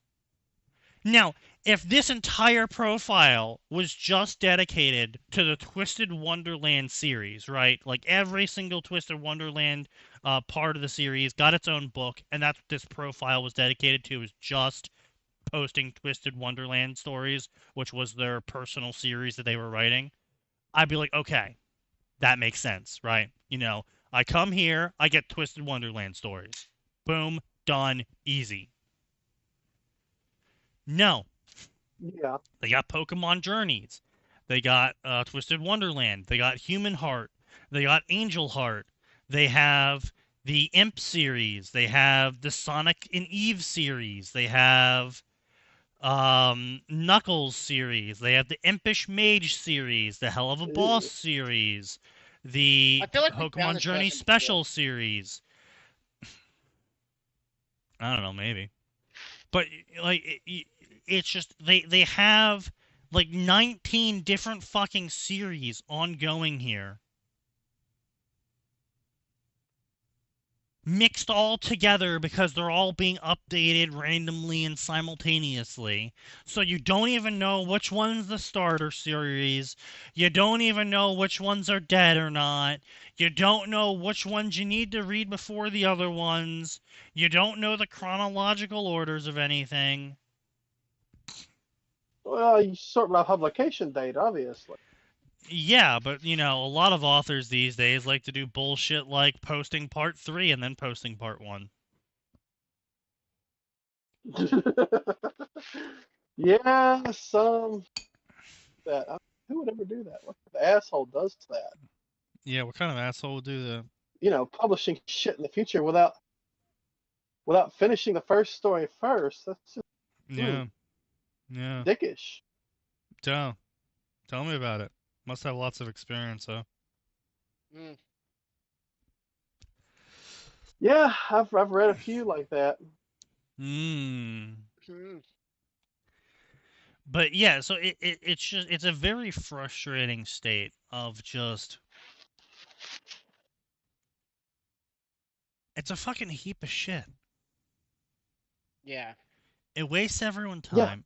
It destroys your own ability to get numbers. Because I'm sure if Pinkie Pie here posted everything in giant lump based on series, they would probably be in the top most read stories. Just by sheer dint of the number of people who would come in, favorite the story, read to a certain point, forget about it, leave it behind, whatever. Just a sheer dint of people coming in over time because they're constantly updating the original story. And now it's like 17 million words long. Right. Sure. But they fucked themselves and they fucked my reading list. So fuck them.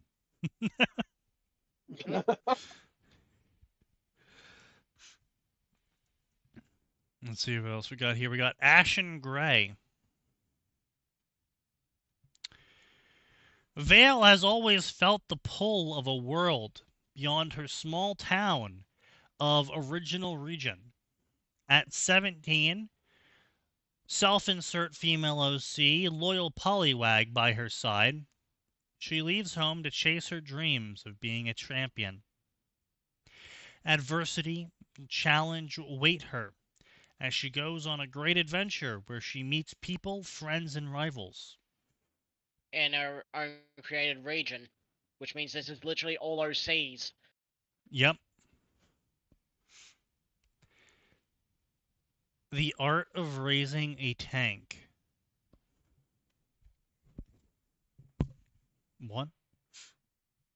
What The the world is in the fuck? midst of an unprecedented metal pet boom. For certain reasons, metal pet boom. Todoroki ends up taking care of an M4 Sherman, but he struggles getting used to living with an M4 Sherman tank. A heartwarming comedy about days woven together by one man and one vehicle. Why is it And a on the front, femboy? and on the front cover, it's some No, fucking no. girl. That's a girl. No, it That's specifically like says the he token in the lolly summary. character. Sign. It says he in the summary. Yeah, I Yeah, I'm realize really that's hoping not- that's like the. That's I'm the really token hoping that's like. lolly Yeah. character, bro. I really hope so. That's the mascot character. Mm. I'm just really confused as But to you don't why put the there is dude on the cover. animated. You put the cute girl on the cover. I'm really confused about the tank Animated thing. tanks? I'm really confused about the metal pet. Hey, it's a Animated. trap! I told you. I fucking No told you. way. Is it really? No. And it sounds like you've never heard of those two. It's a trap? No. Yep, Why?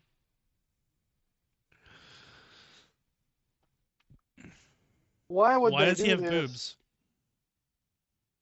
Because it's a trap. No, that's not how that works.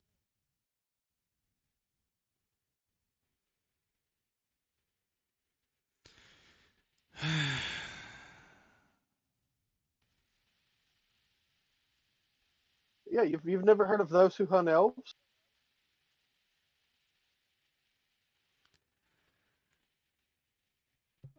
I'm just. That's so tiresome. It's all so tiresome. The fucking that fucking Draco Hermione story that got a movie deal for $1 million Oh, or $5 million actually. Oh. Oh. Yeah, I'm just Why? really. It's because fucking women are gooners. It's because they've lied to themselves. Like, don't get me wrong, women would be gooners without lying to themselves, but it's specifically because they've lied to themselves and they have removed themselves from finding someone that could make them happy on purpose because they were told that makes them empowered. And so now they Ah, are yes. desperate and horny. But not horny But they enough also to want to keep actually. their empowerment. Yeah, not horny enough to Not, actually stop doing the thing ruining their lives, but horny enough to spend you mean all of their desperate enough? income on fantasies. Yes. Yeah. The day is coming. 20 years. It takes 20 years for a generation to get to that point. Yep. Yep. Many of the women are married. Sure, That yeah, doesn't they're make married bored that doesn't make housewives. anything I said incorrect.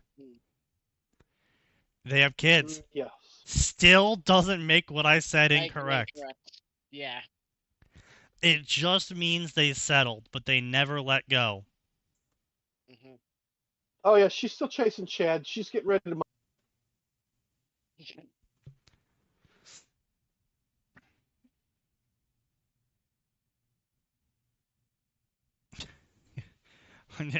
A woman having kids has never stopped. A woman having kids has never got in the way of what the woman's about to do. It's Nope. especially now that they're getting older. No, That's she's the other making big kids thing. too. Is especially with them getting older, they get Yeah. really self-conscious. Really self-conscious. Oh my God, am I still hot? Can I still get the hot guy? So Can they I do still everything pull a they guy? can to prove they can still do that. Yeah. Yep. Yeah. A guy better than the one she has. Obviously. What are my options looking like? Obviously. Must be true. Must be true.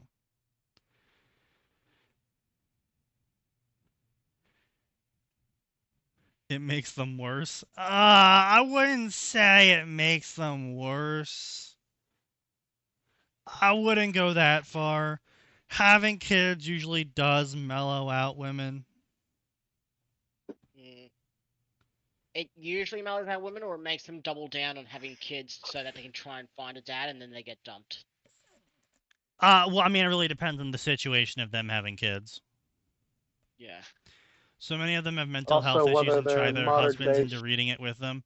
Yeah, that is something I have been seeing a lot, is they have been trying to get their husbands interested in their hobbies being insanely degenerate sex stuff.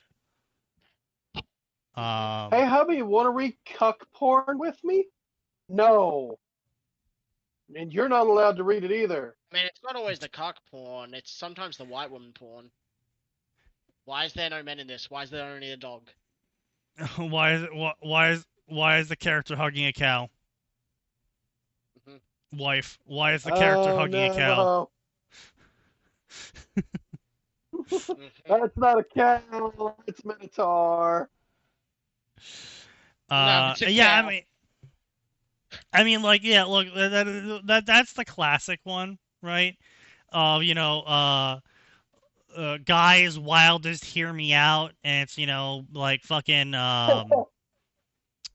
what's her face from A Came Got Killed, the ice lady, the time That's ice that. lady, as death, That's yeah. that. Yeah. Yeah, the Yeah. guys wildest hear me That's death. out, as death.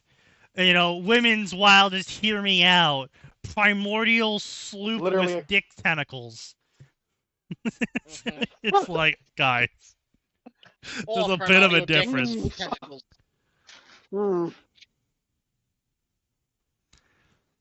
I've heard what VTubers I think can is fix her. sexy. Well, you know, every VTuber comes prepackaged with at least 3 mental disorders, so At least 3. at least 3. Yeah, Bao losing to a doorknob for No Goon November on the first day. Was it on the first? I thought it was on Saba. the third. It was on the first day. Smash Your Yeah. Pass Monster Edition. Yeah, Amelie Well, also did the Smasher Pass, yeah. The bracket. Oh, no, yeah. I was looking at her being horny at Blade. Yes. Yeah, that, yeah. You mean Blythe? Yeah, no, Blade. Blythe! Yeah, well, if they wanted me to say Blythe, then they could have spelt it Blythe. They spelled it Blythe. Yeah. I can't believe Byleth Fire Emblem is also Byleth Elden Ring. Amelie should have saved some passes. Yeah, well, What do you mean save some passes? You smash or you pass, you don't save. What makes you horny makes you horny. Thanks, guys. Appreciate it. Trust me, I'm a professional at knowing this. But, like, honestly, that's what's always been really unsettling for me about women's media. Where it's like, I wouldn't even... how to put this? I totally understand that men and women obviously have, in general, divergent tastes. Obviously, you know, women probably generally aren't going to be into a story that's just about punching a bunch of people. And, you know, obviously getting punched a bunch too. Yeah. I get that. Totally understand. It's just... I understand, right? You know, women, oh, they like romance. Okay, fine. Yeah, I'm sure. Yeah, cool. Good for you. And then it's like, okay, well, what's the top female romance story? Oh, yeah, well, it's this story about this really rich guy who kidnaps the main character and beats her and abuses her and rapes her every single day, and she loves it because he tells her she loves her. Well, actually, he doesn't even tell her she loves her. She just thinks in the narrative that him doing this is him showing her his love for her. And he never actually says he loves her until maybe the end of the story, at the climax. And literally, I'm just like, oh, Stockholm, okay. sir. Yeah, well, it's not even Stockholm, sir, because she's into it nearly from the start. Because he's rich and good-looking, and of course beats her. I guess I don't fucking know, man. It's just BDSM really, bondage. yeah. It's just really it would be like the same thing as if you're like, okay, well, what's the most popular guy-based action story? And it's like, oh, the top guy-based action story was you know, a dude going around and punching women and elderly and children people and then raping them and to death. And it's like, yeah, exactly, right? It's like, okay, that's really weird and really not great. Reprehensible. Yeah. And it's like, well, it's totally empowering if women do it in the direction of their tastes. It's like, oh, well. Yeah. And that's the other thing, right, is that oftentimes you'll get shit like where kids play, and they did studies on this, and you know, it's like, oh, the kid's either Batman or he's helping Batman. That's why, you know, Robin was a big appeal to kids, is because they would insert as Robin so they could go around with Batman doing things. Helping Batman. Yep.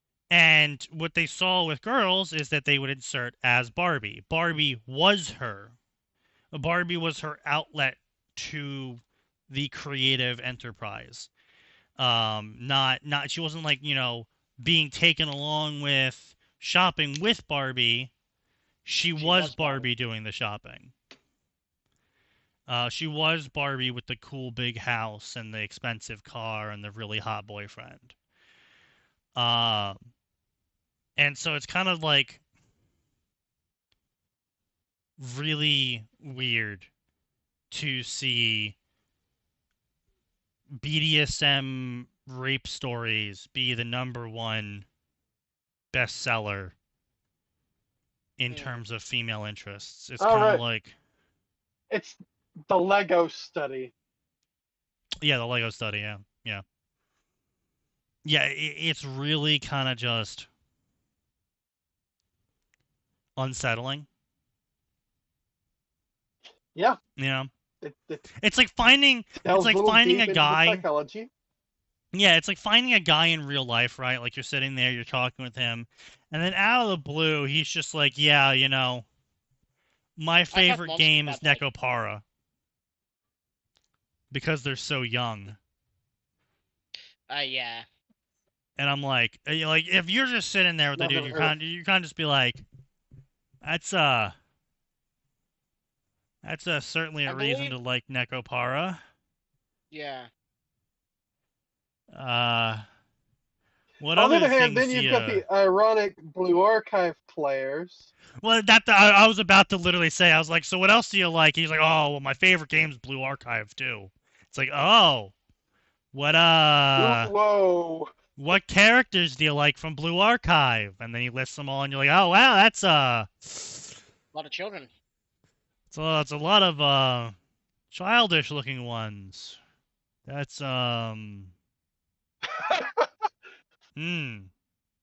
Yeah, but it's Blue Archive, so ironically, those are the older ones, and the ones who are actually stacked I know. The younger ones. Yeah. We know. But still, it's kind of just like, you know, it's kind of just building up a case, and it's like, oh, what's your other favorite games? Oh, you know, Lolly Sex Dominator 9000. It's like, okay, well, if I had my doubts previously, I think that one's been solved now. That's a game. I love the one with the kitsune that's 5,000 years old as a lolly that gets with a guy. You sick fuck! That man is 16. She groomed him. She groomed him. And then there's hang on. There you go. Oh yeah, no, that's you're right, Or. That was a funny one where Redo of a Healer, where the guy gets drugged, raped, and abused, and then proceeds to rape and abuse all of the characters in a V2, and the majority audience for that story was women. By the way, can we get a sign out of him saying Redo was good? No. Redo. I'm sorry. It was a good cringe flick. Yes, Redo wasn't stellar, but... No, I'll give you that.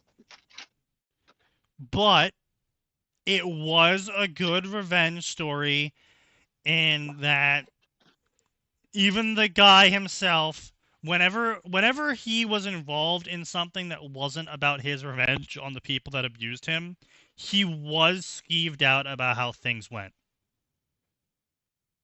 Yes. He also Redo was too porny. Yes. Yes, yeah, that is the key. That was the key thing that made me drop yes. Redo in the end. Yeah, is all the porning going on in Redo. That's what made me eventually finally drop it.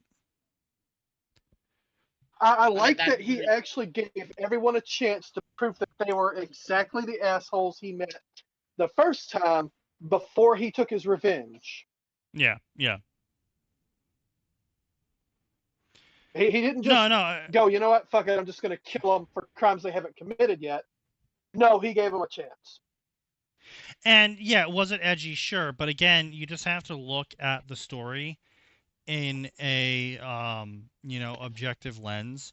In that when he encountered a character like Not Delta, he was like, oh, you're about revenge too? Yeah. They killed your village? I'll totally help you. I understand the need to get revenge.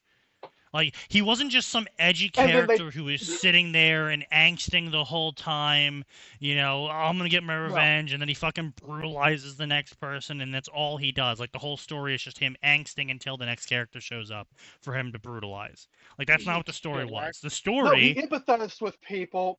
He Yeah. made friends. Setsuna became best girl. Like she's That's the what her wife name was. character. Yeah, that's what her name was, yep.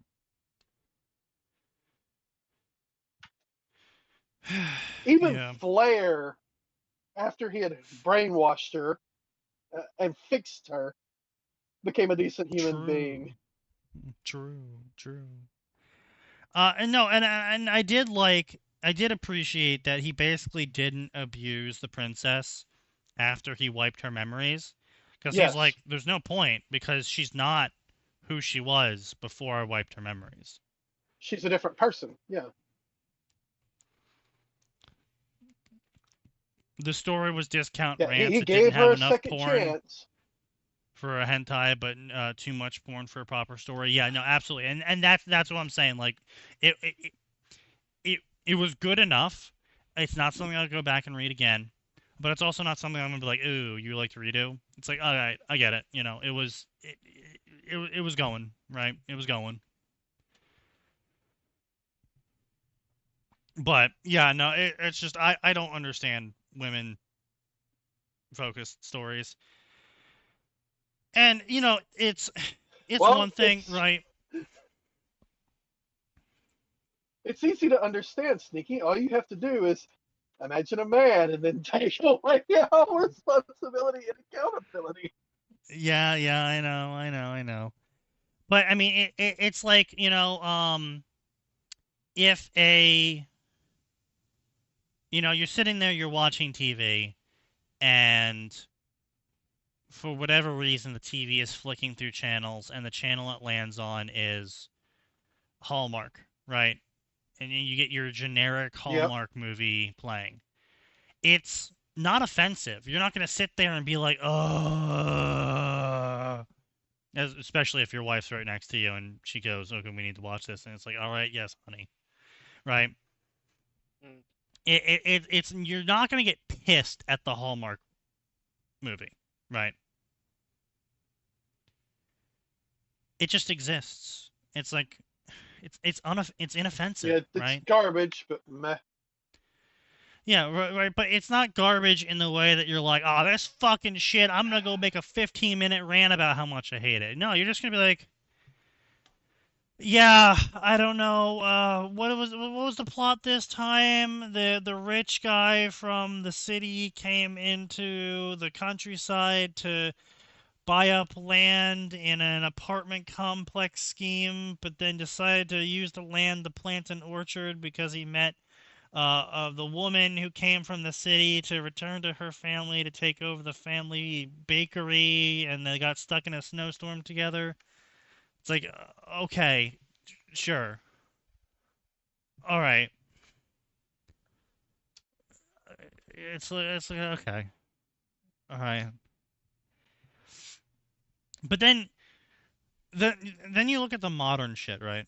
You look at the modern for female audiences shit. I put a heavy fucking air quotes on that because I don't even think it's for female audiences. Mm. Of what's the newest Netflix one called? Um, the Savant, the it's the criminal investigation lady.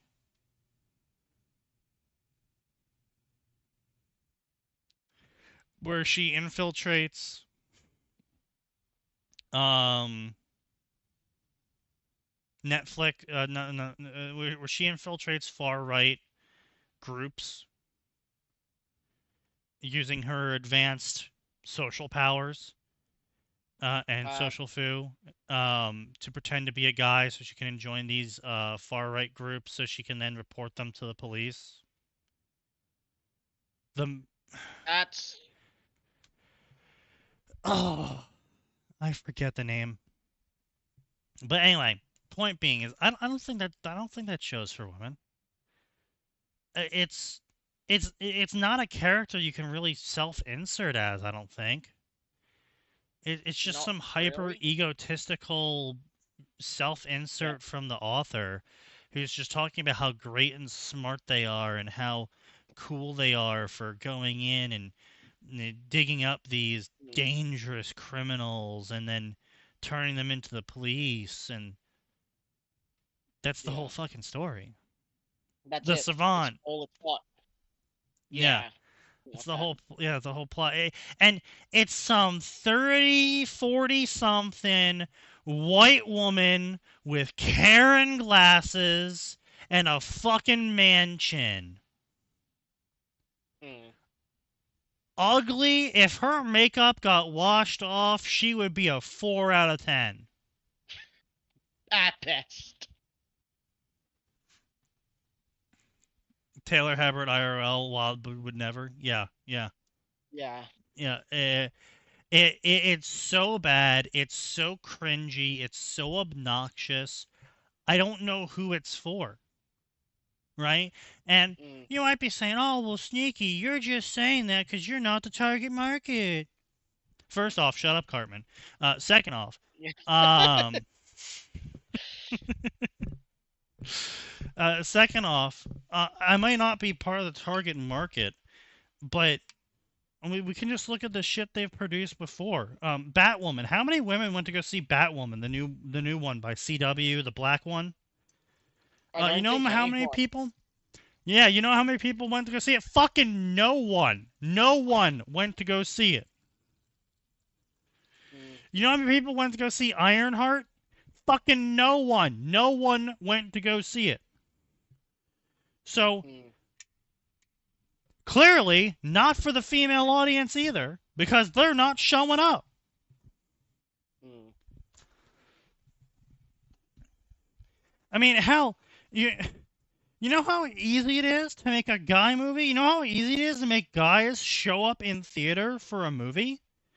You put explosions in the trailer, possibly a really fast, good-looking car, maybe some dinosaurs, guns. They ride a helicopter in one scene. Mhm. You could have the most dog shit plot ever, and you'll still get Fast and Furious. Not wrong. I mean, to be fair, Fast and Furious is seeing a downturn in its viewership, but that's also because they've beat that specific horse to death so hard, even the glue factory wants a refund. Mm.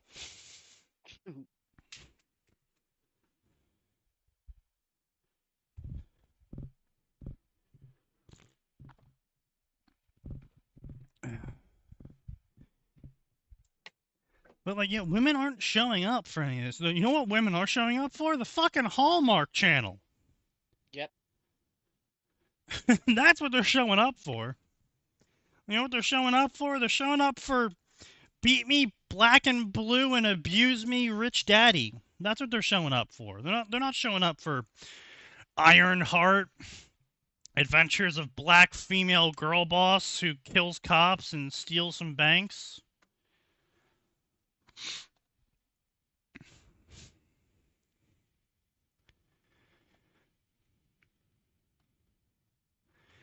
Isn't she that they decoded the alt-right and uses her powers to stop alt-right terrorist story? Yep. Yep.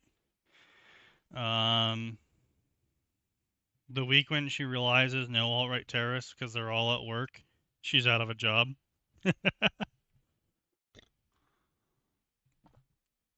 They start working with the FBI to stage events. True. Yeah. Target market is obvious. It's wish fulfillment for mid-30s women who feel like they're failures at life despite living better than 99% of all humanity. Yeah, Yep. true. Hmm. That's what I'm Yeah, saying. yeah. It's the writers are all can't even call them girl failures because that's actually a positive. They're all just failures of human beings. They are unlikable, unapproachable. They probably have like 7 cats call them their fur babies.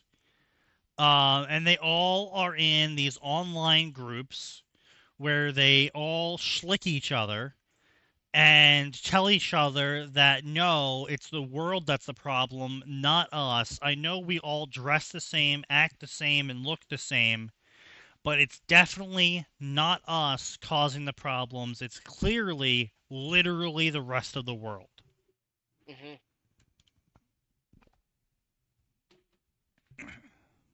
Oh, they shut down the Savant? Amazing. Good.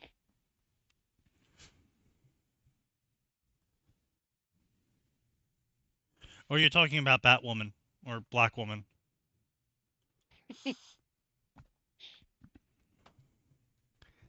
I mean, I'm never going to let that go because they fucking had that line of, oh yeah, the bat suit is perfect, sure, but only once it fits a woman. It's like, fuck off. Like, holy shit, fuck off. That shit never escaped the trailers. Yeah, well, it deserves not to. I think the only reason why they released Ironheart is because they spent so much money on it, they couldn't just sink it and call it a loss. Like, they spent so much money on it, it was actually less of a loss if they released it and got $30 million back than if they tried to claim it on taxes because they had so many other things also causing losses. They probably capped out on their tax breaks. No comment on the AO3 post? AO3 post. Oh, shit. Didn't see that when I was getting a drink. Young male writing wish fulfillment for Harry Potter. What if Harry had a harem and they had lots of sex? Yeah, true. Young woman writing Harry Potter wish fulfillment. Void in the Stars. Hermione Granger times Tom Riddle. Sex, alien sex, tentacle sex, sex that produces children. I refuse to call it breeding kink. Fuck you, it's called having a kid like a normal person. Psychological torture, cosmic horror, obsession, gaslighting, science fiction, sex, non-consensual sex, manipulated sex. Hermione Granger gets sent to another planet to be raped. Wow. That is,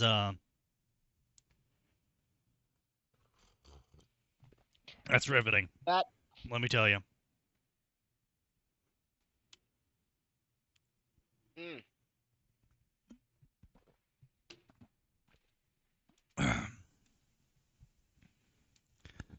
What struck me the hardest, the whole red note thing. You don't think China don't realize that 50 years ago, the outlook for someone like them was pretty damn bad. Like the worst most counts were better than us now. The confusion for talking about this in that format.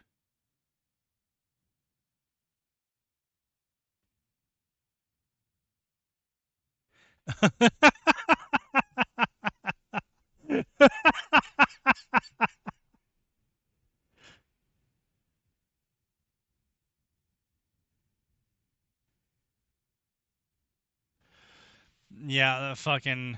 Oh yeah, they should go work in China. See how it's going there right now. Are the wizards aliens? No. The wizards weren't aliens. It was just specifically Tom Riddle. That was an alien who was having alien sex with her after dosing her with mind-controlling pheromones to make her like it. Because apparently that's what every woman wants. I don't make the rules, I just observe them.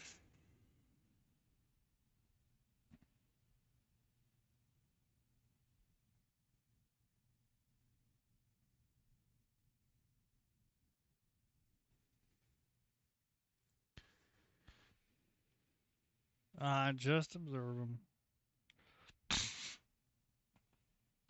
Freezer columns are great. What the fuck? Oh. That's kind of cool.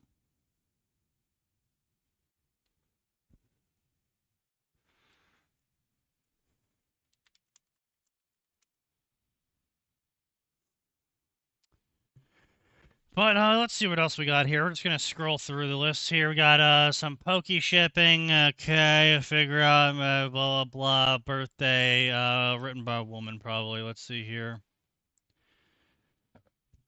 Wrestling is my addiction. I'm straight edge, and that makes me better than you. That's definitely a woman.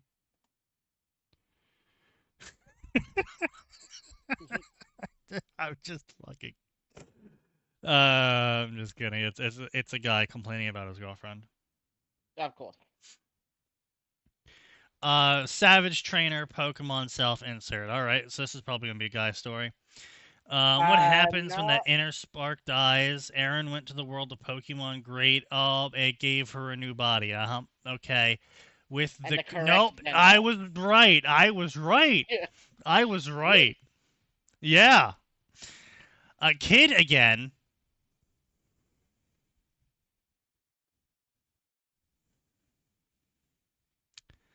We're not gonna touch that one.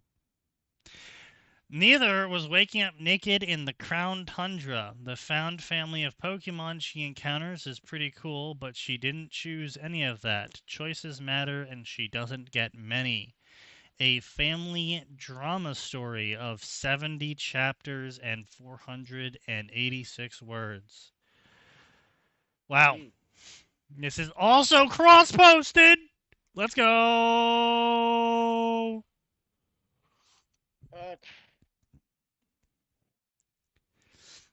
Don't have cross post. Damn.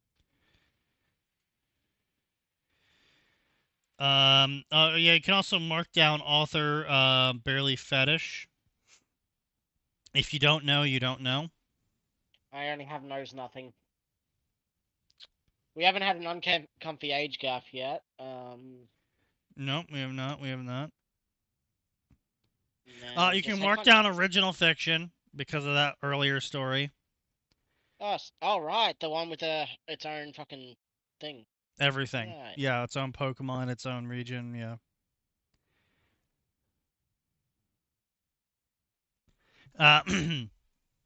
With the bots and lack of moderation or any response to it all, I don't intend to reply to people here. You know what? Point to the author, they know it's bots instead of thinking it's just people commissioning them. Very true. And you know what? They're probably 30. True. Joined March 11th. Okay, so I was wrong. That worries me.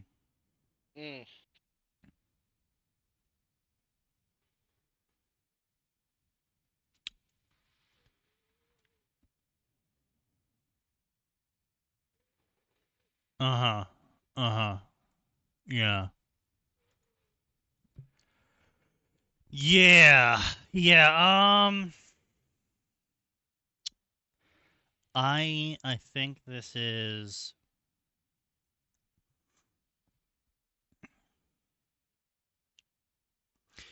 a new user. I don't think I think this person is going to be around 30, 35. But they only just got into fanfiction? They created a separate account for this. Ah. Yeah. Yeah. Cuz if you scroll down, I mean obviously they have no favorited stories. They created this account solely to post this story. Yeah, yeah. But yeah, if you know, you know, gentlemen. If you know, you know.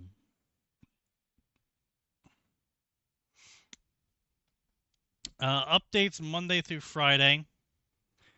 Multiple main characters, cringe.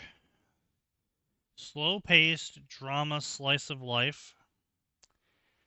Very few action battles.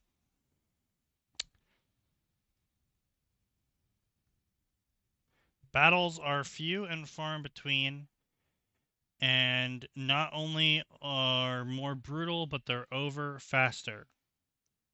Because nobody wants to kill their opponent's Pokemon. That's not how that works. Not according to the manga. The only no explicit details gore. But this isn't an idyllic world where carnivores eat berries and people will occasionally die on screen. Okay, so my comment about this with the whole berry thing with Pokemon, it says in Pokemon, Pidgeot eat Caterpie. Yeah. Pidgeys or Pidgeotos, I think it was, but yeah. The whole Pidgey line eats Caterpie, but yeah. they eat Caterpie.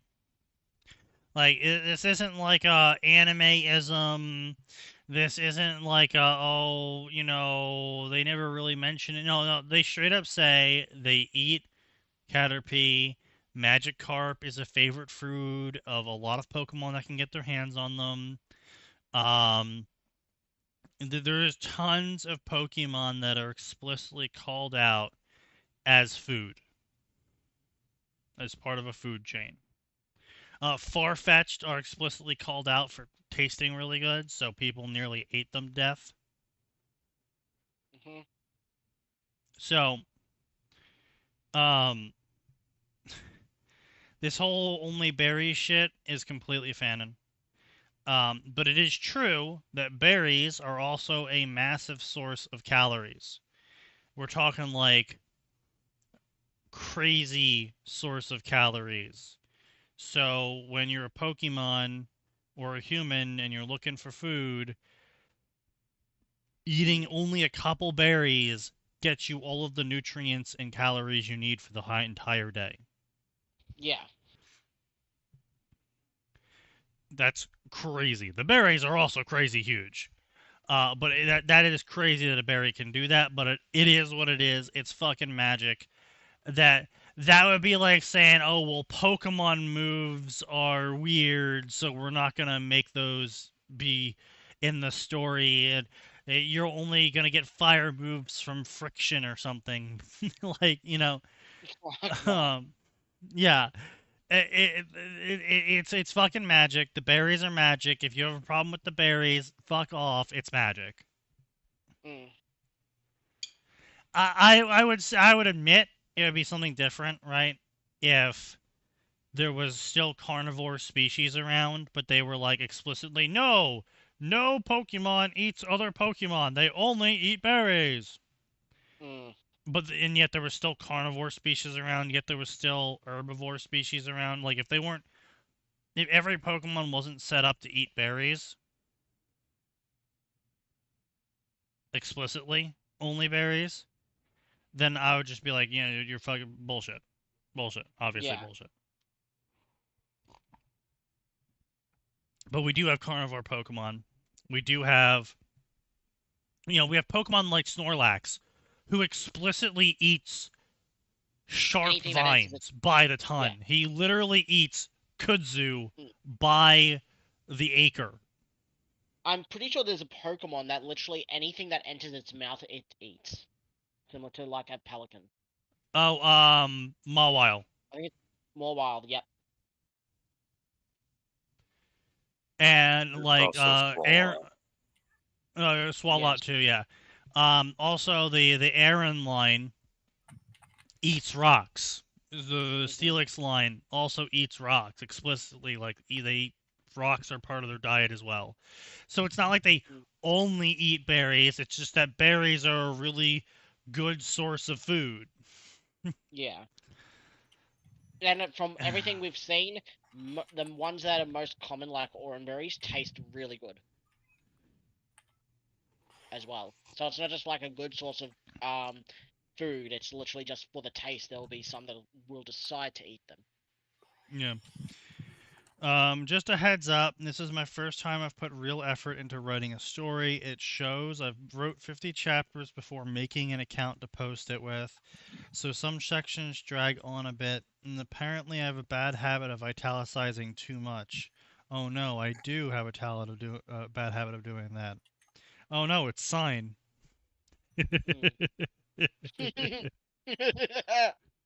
Oh, he's not even here to be made fun of. That's the best part.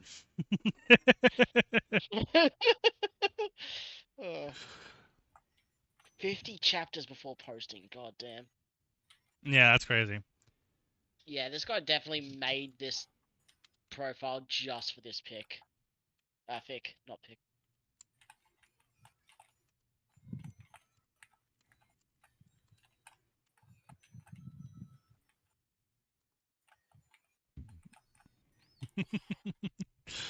There's gonna be lots of trauma and drama in this story.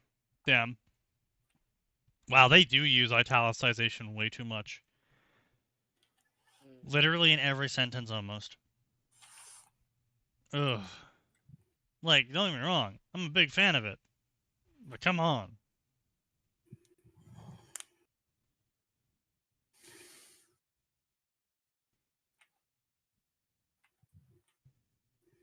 Sneaky, no, it's Lee.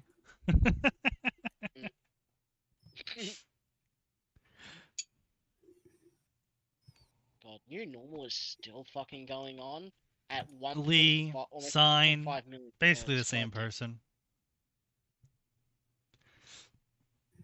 No one gives a shit. Dirty-minded person. Sex with rabbit. Rabbit sex. Hand MCs of have been doing bad sex creation. No one gives a shit. From Some Mystery Dungeon. dreams. No one Canon, gives a that's why they're shit. saying it's a Wishful novel. thinking. No one thinks genies exist. Roy finds out they're real. Turns out all genies aren't cracked up to be. Now he's on a journey inside Pokemon where Poke-human hybrids are a thing. Alright, so he's gonna have sex with a bunch of Poke women. Got it, cool. With a cactus woman and a fox kitsune woman, yes. Sorry. Yeah, of course, yeah. Obviously, as one Graze does. off.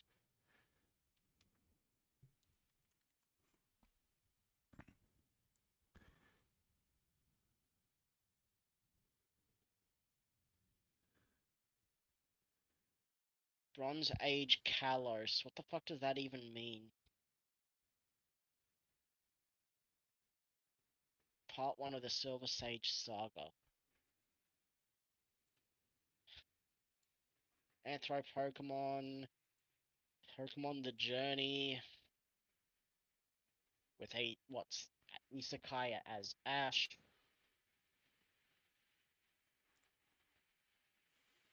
Ash and May fic for adventure romance. Ash and Dawn fic for adventure friendship, but is actually probably romance.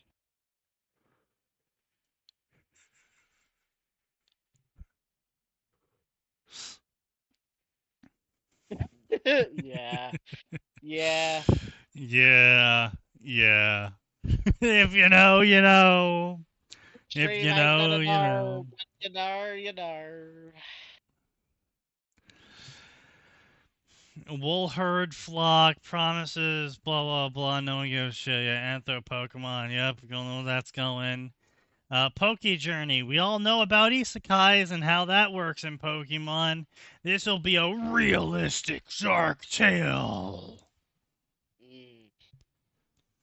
All right, go ahead and mark off dark and edgy because they explicitly said it was going to be dark and edgy. Don't have that.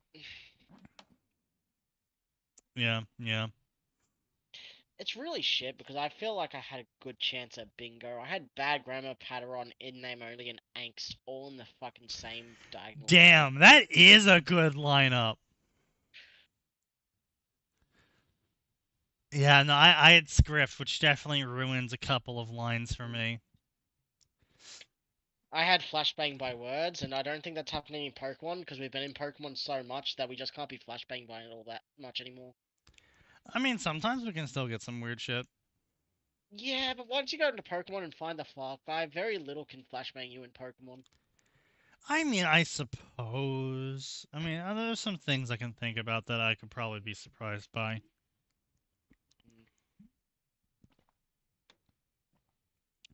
Let's see. 3 years have passed since the world coronation. No one gives a shit. Blah blah blah. Shipping. Blah blah blah blah blah. No one gives a shit. Mistake during. Blah blah blah. Doubts about future. Blah blah blah. Fucks Dawn. No one cares. A strange encounter in the blah blah blah quest blah blah worthy blah blah blah. Novelization of Pokewomen. Oh, I'm sure that's good. Rated T for action and spoilers. Also on Another AO3, crosspost. probably with sex. Another New normal, a crosspost. Pokemon self-insert. For most people, becoming a member of the E4 would be a culmination of their journey, a grand achievement. For me, it was just the start. What do you fucking mean? This is A after this guy becomes pre-canon yeah. self-insert inspired by Hard Enough. Oh! I Yeah. think I've seen this story before. I fucking hated this story. I'm gonna be honest. Yeah, that's what it was. Yeah, Yeah. these I tried starts following it. in the Yeah. E4. Yep. Yeah. I tried following this for a while, and then for like fucking 50 chapters, it just went nowhere. Well, Just yeah, that's nowhere at all. because he literally started in the E4 as a fucking time Yeah. skip. Yeah. No, the thing is, the start was alright because it started with him in the E4, getting to know the other E4 members, and then eventually going to Hoenn. Like, it was more like slice of life, more kind of political and relationship based. And then it just went nowhere. You read the same chapter like fucking 3 times, and I ended up just dropping it in the end. It doesn't look like it's gotten any better because it's almost 1.5 million words at 400 chapters. Sure, but it's like Mm. it's like the sort of story that starts with you as Saitama in Mm. like Naruto, right? Yeah. So yeah, I'm Saitama in Naruto, and I'm already a Jonin, and that's chapter 1. It's like, okay, Yeah. well, where the fuck are you going from here then? Yeah, that reminds me of the Naruto section fic I found recently with I'm Kakashi with the Celestial Grimoire. Oh, Kid Kakashi? No, after the Nine Tails Kakashi it starts at, where he's a Jonin and an Armbrew captain. I was like, why? If Kakashi didn't let himself go in grief and misery, he would have been Kage level before the start of it, so why would he need the Celestial Grimoire? Yeah, I don't know. What would Kakashi even do with it? Like, what would change? No, it's not even Kakashi, it's a self-insert in Kakashi with all of these memories. Oh, well, I mean, Yeah, still, that's my point though. Is like, it doesn't really matter if it's yeah, self-insert or not. It's like yeah. just with What does it Kakashi's change? abilities alone, you can already clap some cheeks. Hmm. And as a self-insert, you can fucking go training with Guy instead of letting yourself get rusty like Kakashi did in Grief. Yeah, You don't have exactly. Yeah. you don't have the same emotional connection as Kakashi did to his memories, so it's not shouldn't affect you as much. So,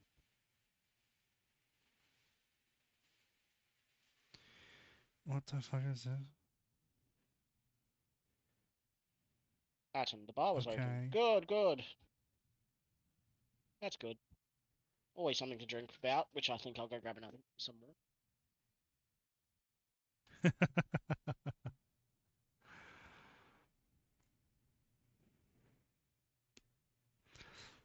Oh boy, oh boy.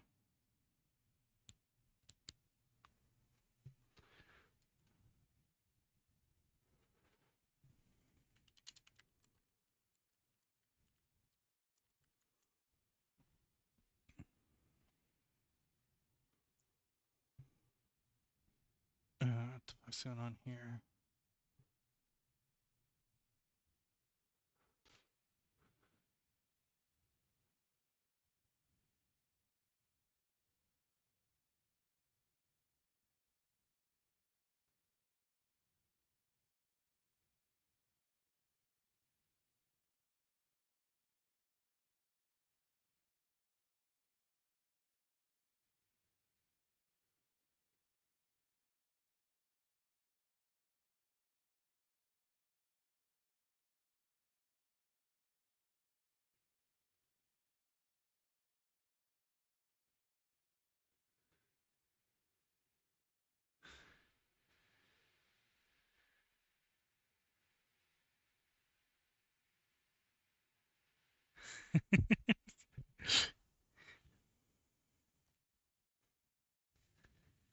Ugh. A good hood classic. That's a good hood classic of a meme. Where's this at? Posting it in memes and shit posts. Yeah. But anyway, see what else we got here. See if we can't try and to fill off some of these more check marks here. Days of schools and vaults. Ash is gonna be at the trainer academy now.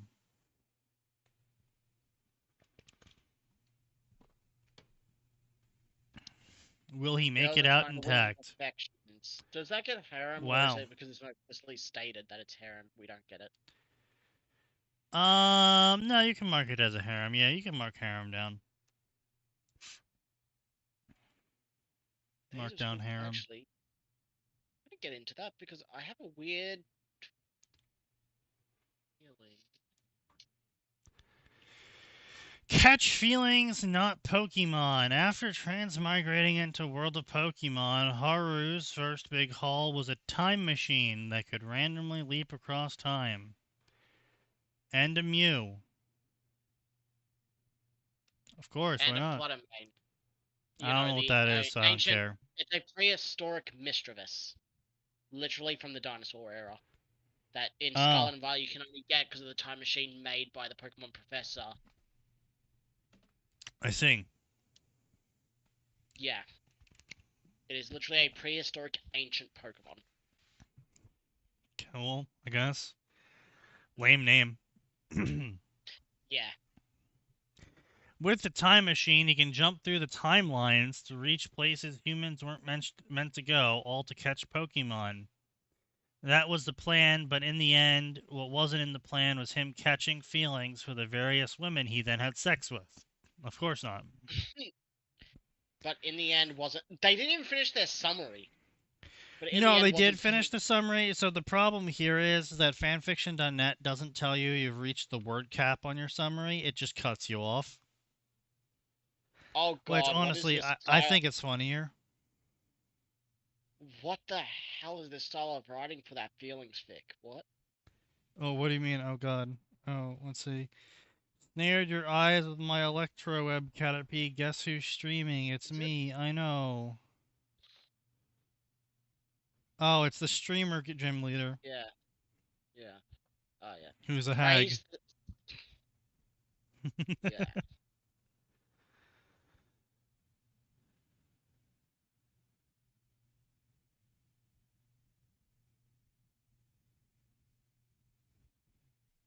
What the fuck? In front of the camera, she got Magnemite on her head and she has shark teeth with her signature strong jaw trait? What do you mean? People can have fucking Pokemon traits? No, what do you mean strong jaw trait? I mean, I know she smiles a lot and does have the sharp teeth, but she has two Magnemites. I don't know if they're actual Magnemites or they're just decorations. They're real. No, they're real. No, they're real. Yeah. So Strongjaw is a Pokemon ability where their bite moves are 1.3 times stronger. Yeah, I know. Are they saying she's got an underbite, like a Feraligatr?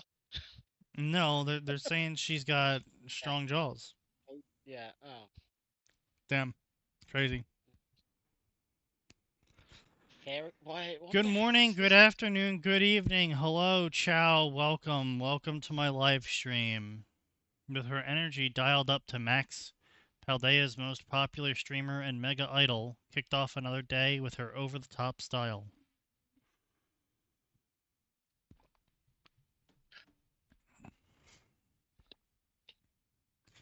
Today, no gym battles, no ranked Pokemon matches either. She paused dramatically, then suddenly raised her arms, suspiciously like praise the sun, before announcing,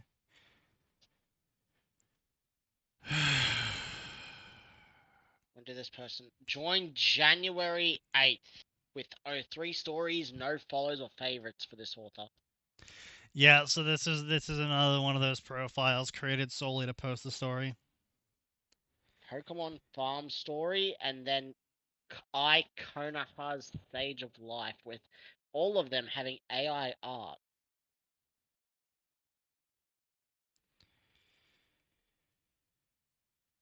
Blah blah blah blah.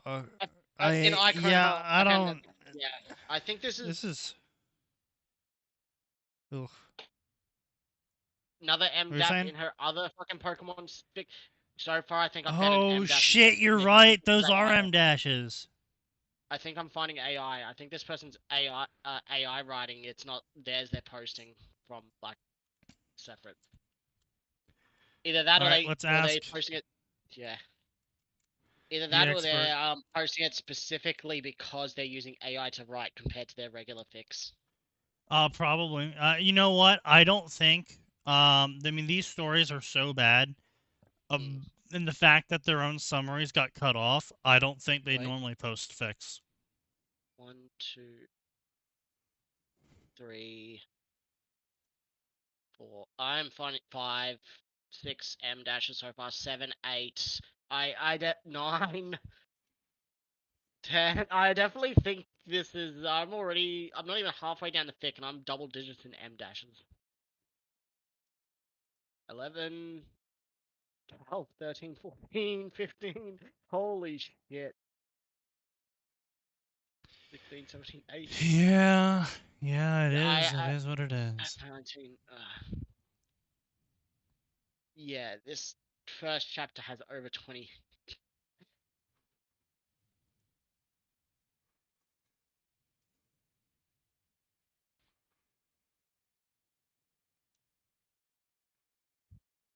Hmm. Hmm. Hmm.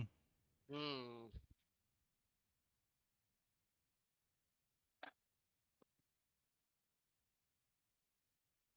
Tale of the Pokemon Master by Tale of the Pokemon Master. I wonder if they made that profile specifically to post this story. I don't think so. August 16th, 2016. They've been around for fucking 9 years. Wait, they. Oh my god. So they purged everything on their profile to post this? For That's this, I dedication. think. That is dedication. I think. Well, because they just posted this story 10 hours ago, so they clearly. Yeah.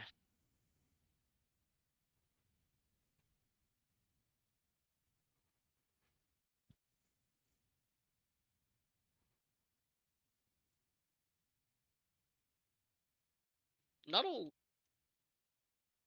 No M dashes, but they do have a lot of regular dashes they overuse. I wouldn't be surprised. The AI also does use regular dashes. Mm. Sub 2K chapter screams AI nowadays. True as well.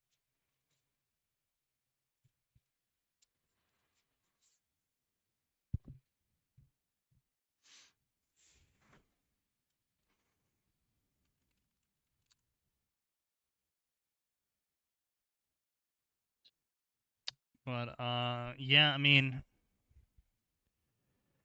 So okay, yeah. Now I'm looking at these single dashes. This is what happens when you tell the AI to not use M dashes. Oh, really? They use single dashes? Yeah. Mm. No generations past 7. Based.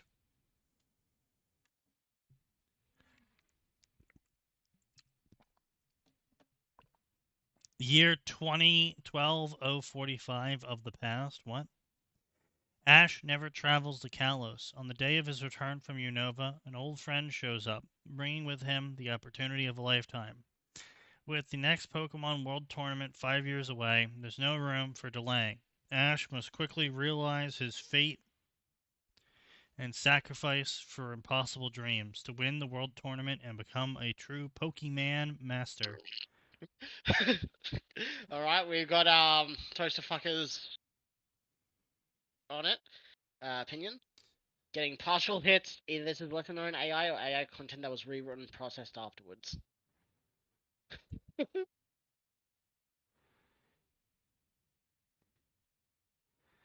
Sub 2K chapters, Scream AI. Well, I mean, obviously, of course. But you can pay, and it's not that much money to pay for a AI that does up to 15K words.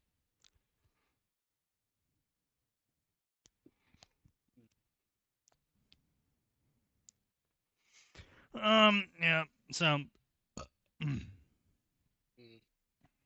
Beacon Sentai Rate Toga. Where it's as Pokemon rather than... Oh, it's Mystery Dungeon again. Yep. Huge Pokemon self-insert with Fairy-type trainer Gary Oak's reincarnated journey. God, that sounds cringe as hell. Pokemon Diamond and Pearl retold with...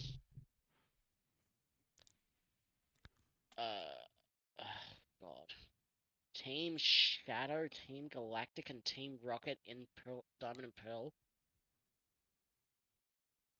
Yeah. With May, Max, Dawn, Brock, and Pole traveling with Ash. Yeah. The Seventh-Star Prince? Darker version alternate?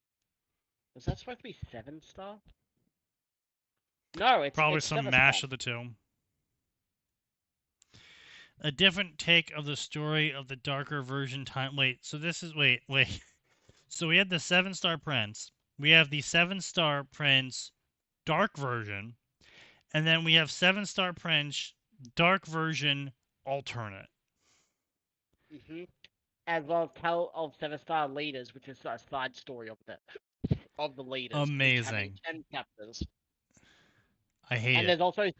there's also the 7-Star Prince longer version with twice the content. Does that What count do as you a V2? mean longer version? Do these count as What V2s? does that I don't even mean? know that. No, like, no. Well, the longer version is 200 chapters, 820k words. The regular one, darker version, is 100 chapters, 217 words, okay? And the regular one is 100 chapters, 230k words. All with Ash OC. Is that OC canon? Probably.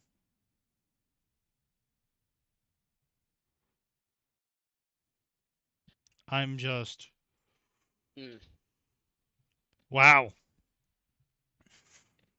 Yeah, That's dedication to dog shit. He's got 4 different fucking kinds of the same story, plus a side story. And then another story that uses the 7-star region, his own created region. I'm sure it does. Sure he does. Yep. Red works in a Pokemon in Viridian City. No one gives a shit. Seriousness Long before the age of modern trainers, Rorark travels beyond the reaches of civilization, seeking ruins, knowledge, and strength. In a world without comfort, he forges a path through. I mean, that's... Okay, kind of lame. 7,000 words. 9 hours ago, all 4 chapters got posted.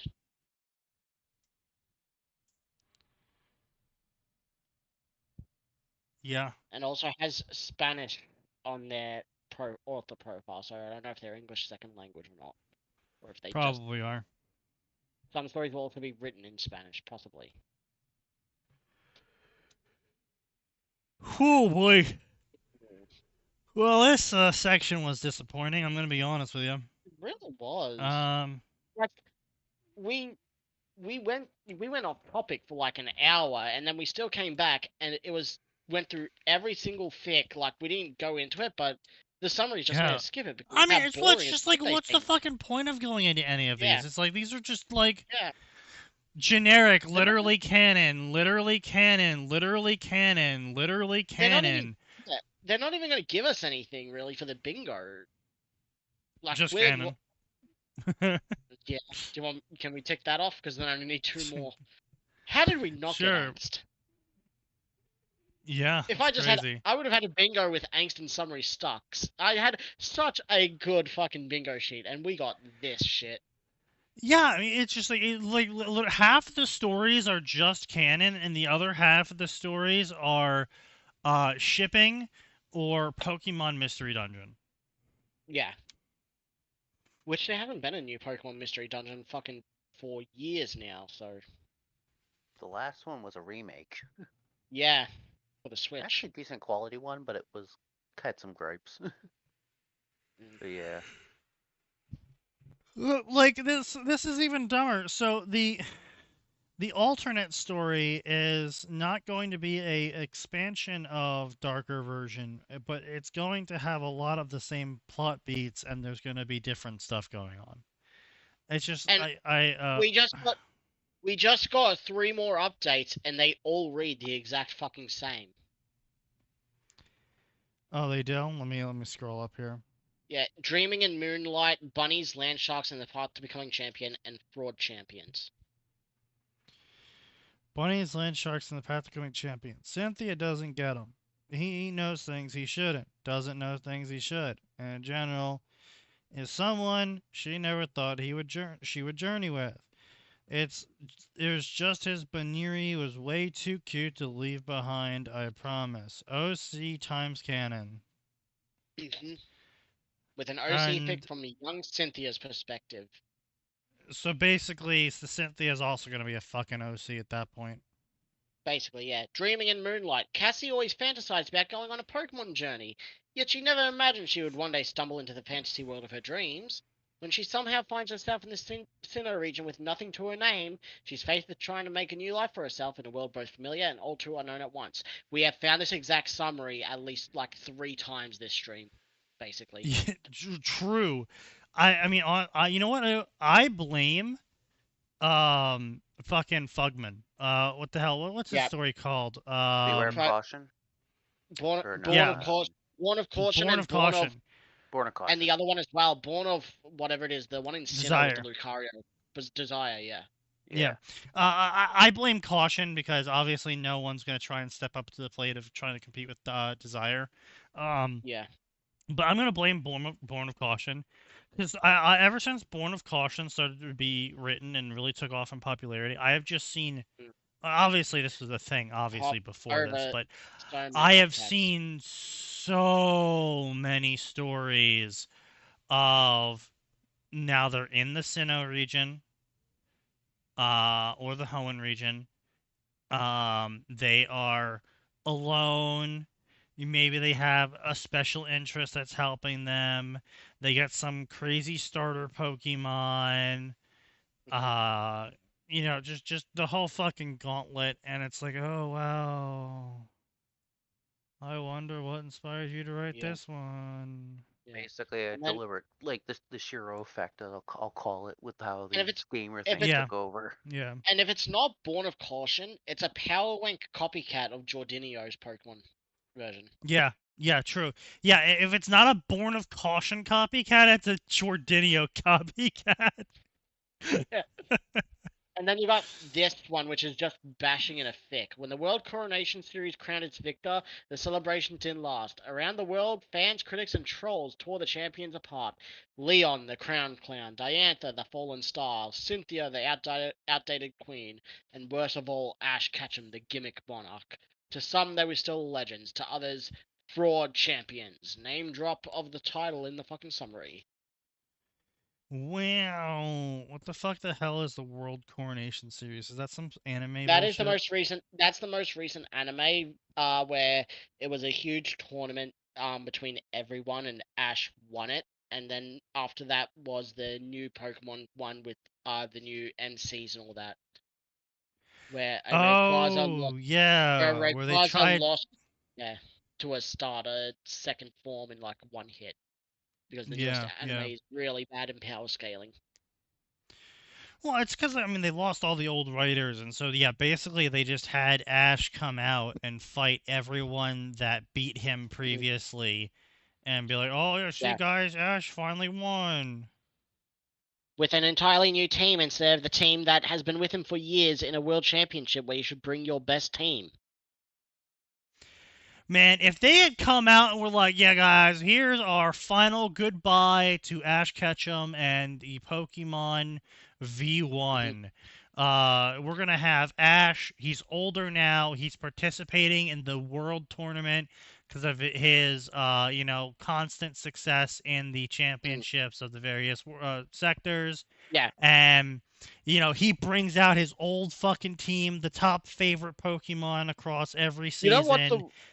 You know what's funny? If they did that, I wouldn't even be mad if they brought in the Latias or whatever, or Latios from the fucking movies on Ash's team.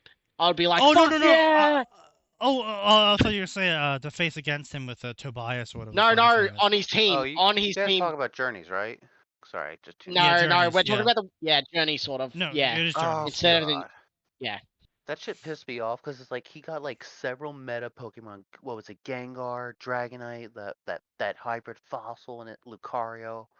Dracovish, Lucario, which That's was a like Mega as well. He's Pikachu, and then the last one, I can't even it was a remember what the last. Dragonite, and it was a Dragonite. He got a Gengar.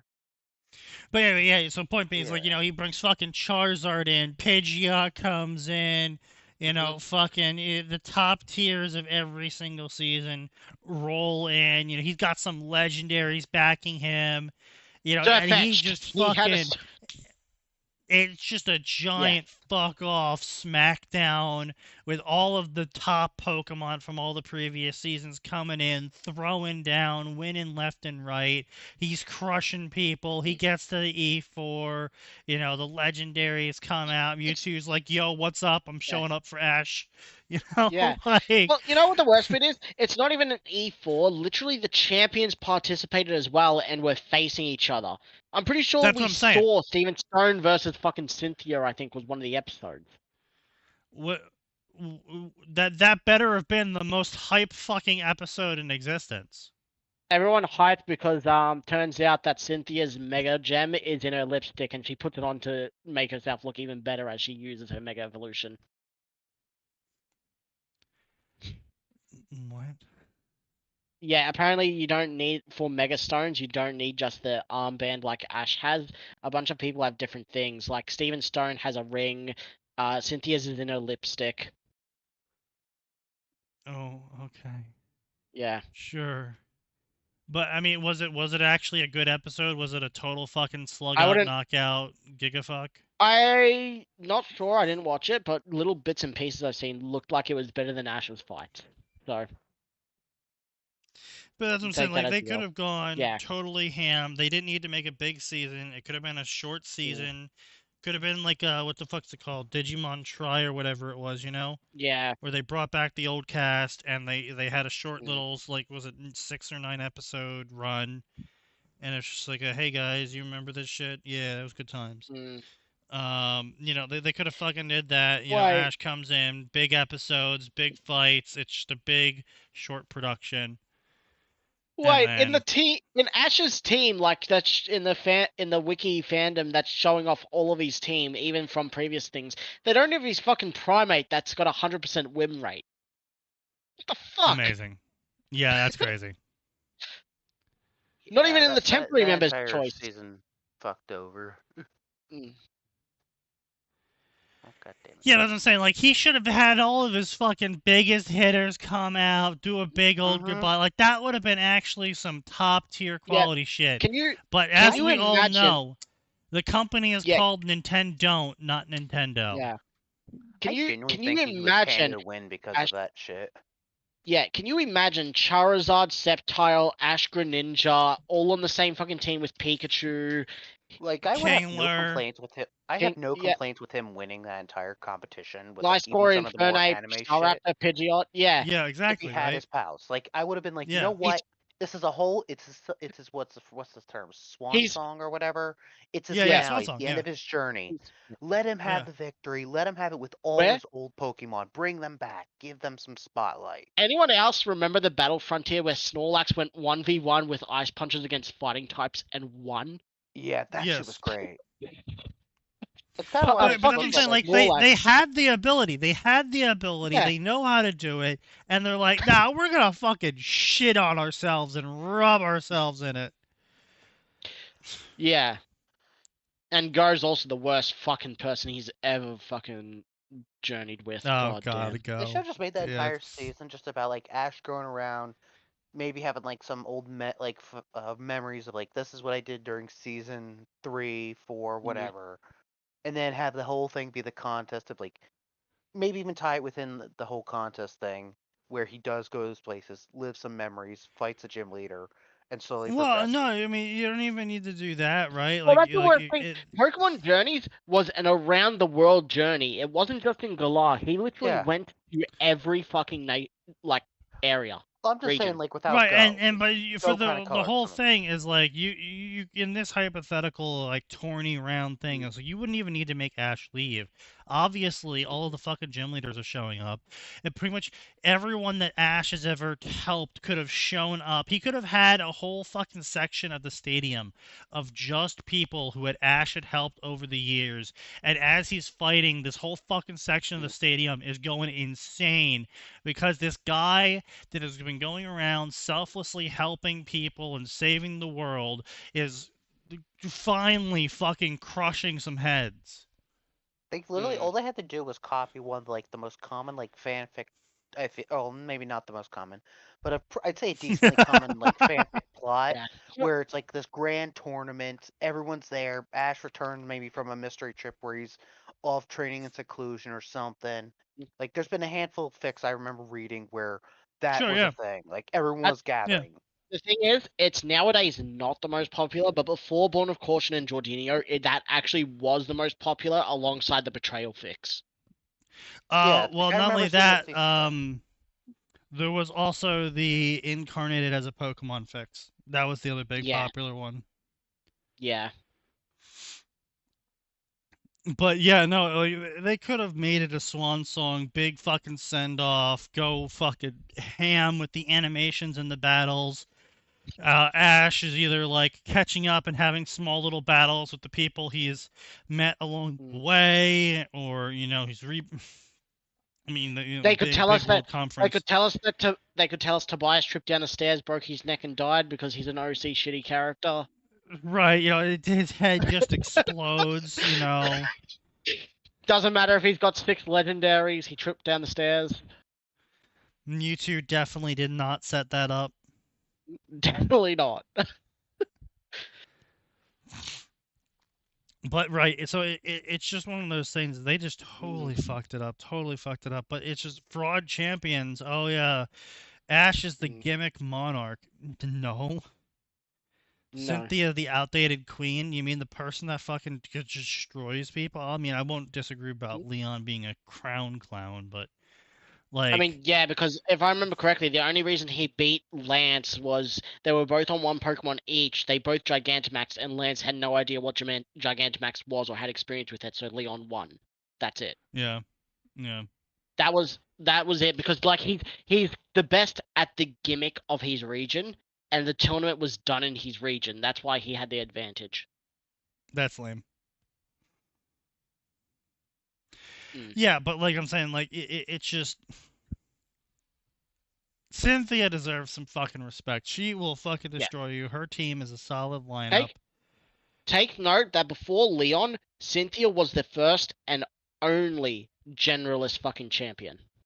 Yep.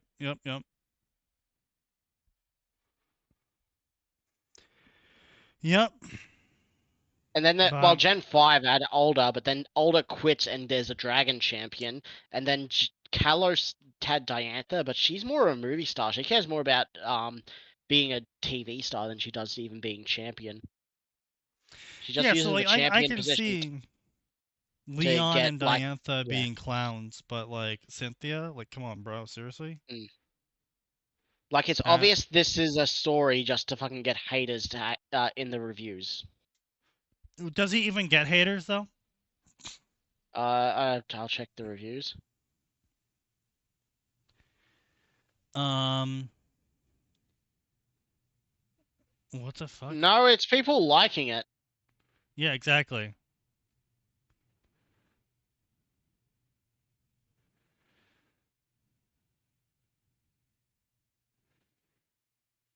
Yeah. I think they're having all the champions try out the other champions' Pokemon. So like some people are using Ash's Pokemon, Leon, like say Leon's working with Ash's. That's what it is. People saying they're all frauds, so they're actually swapping Pokemon and then fighting again.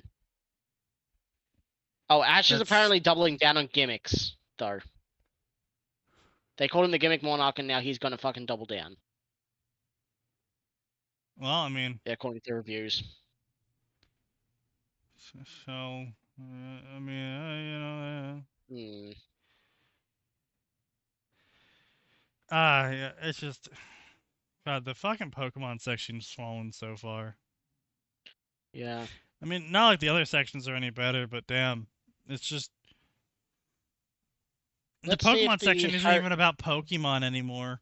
It's Not always really. it's just about chasing the latest trend from a good author.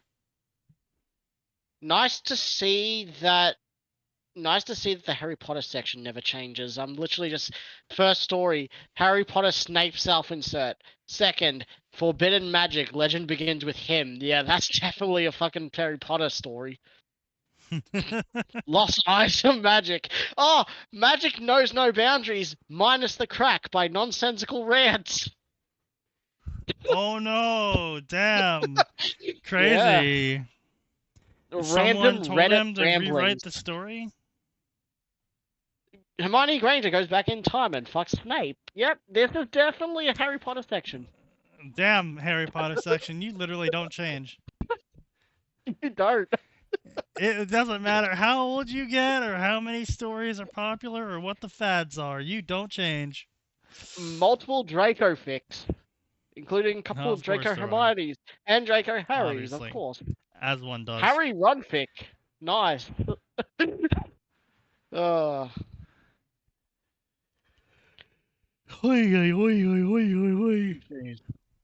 Alright, well, we're gonna end it here then because that was Jesus Christ. yeah, that. Man, it's really sad when going off topic is better than the actual like going over shit fix. Like it's more happens more often than not, but it's just disappointing in the fandom. Yeah, Yep. but it's more like we go off topic when, we know what we're about to read is going to be actual genuine shit, and we don't want to read it Yeah. because it's going to be genuine shit. But, like, Mm. and then we end up laughing about it usually in the end or rolling our eyes and moving on. But in this And now when case, it's like, not. we're Yeah. not even rolling our eyes. Mm. It's basically the same shit we've heard 20,000 times. It's like, you can milk that joke only so much. Yeah.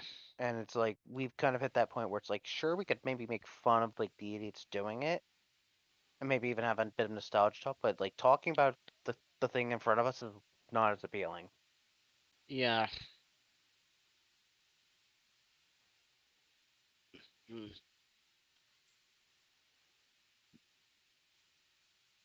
Mm.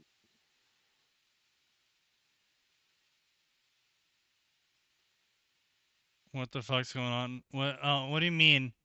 Raven's Dagger is posting more fucking...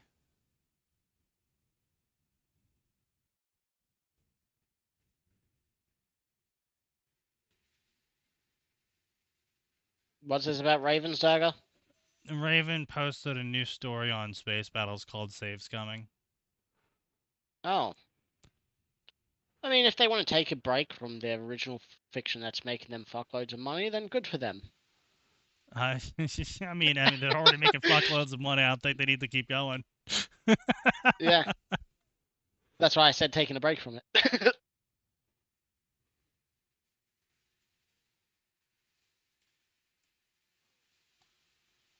True. Mm. All right.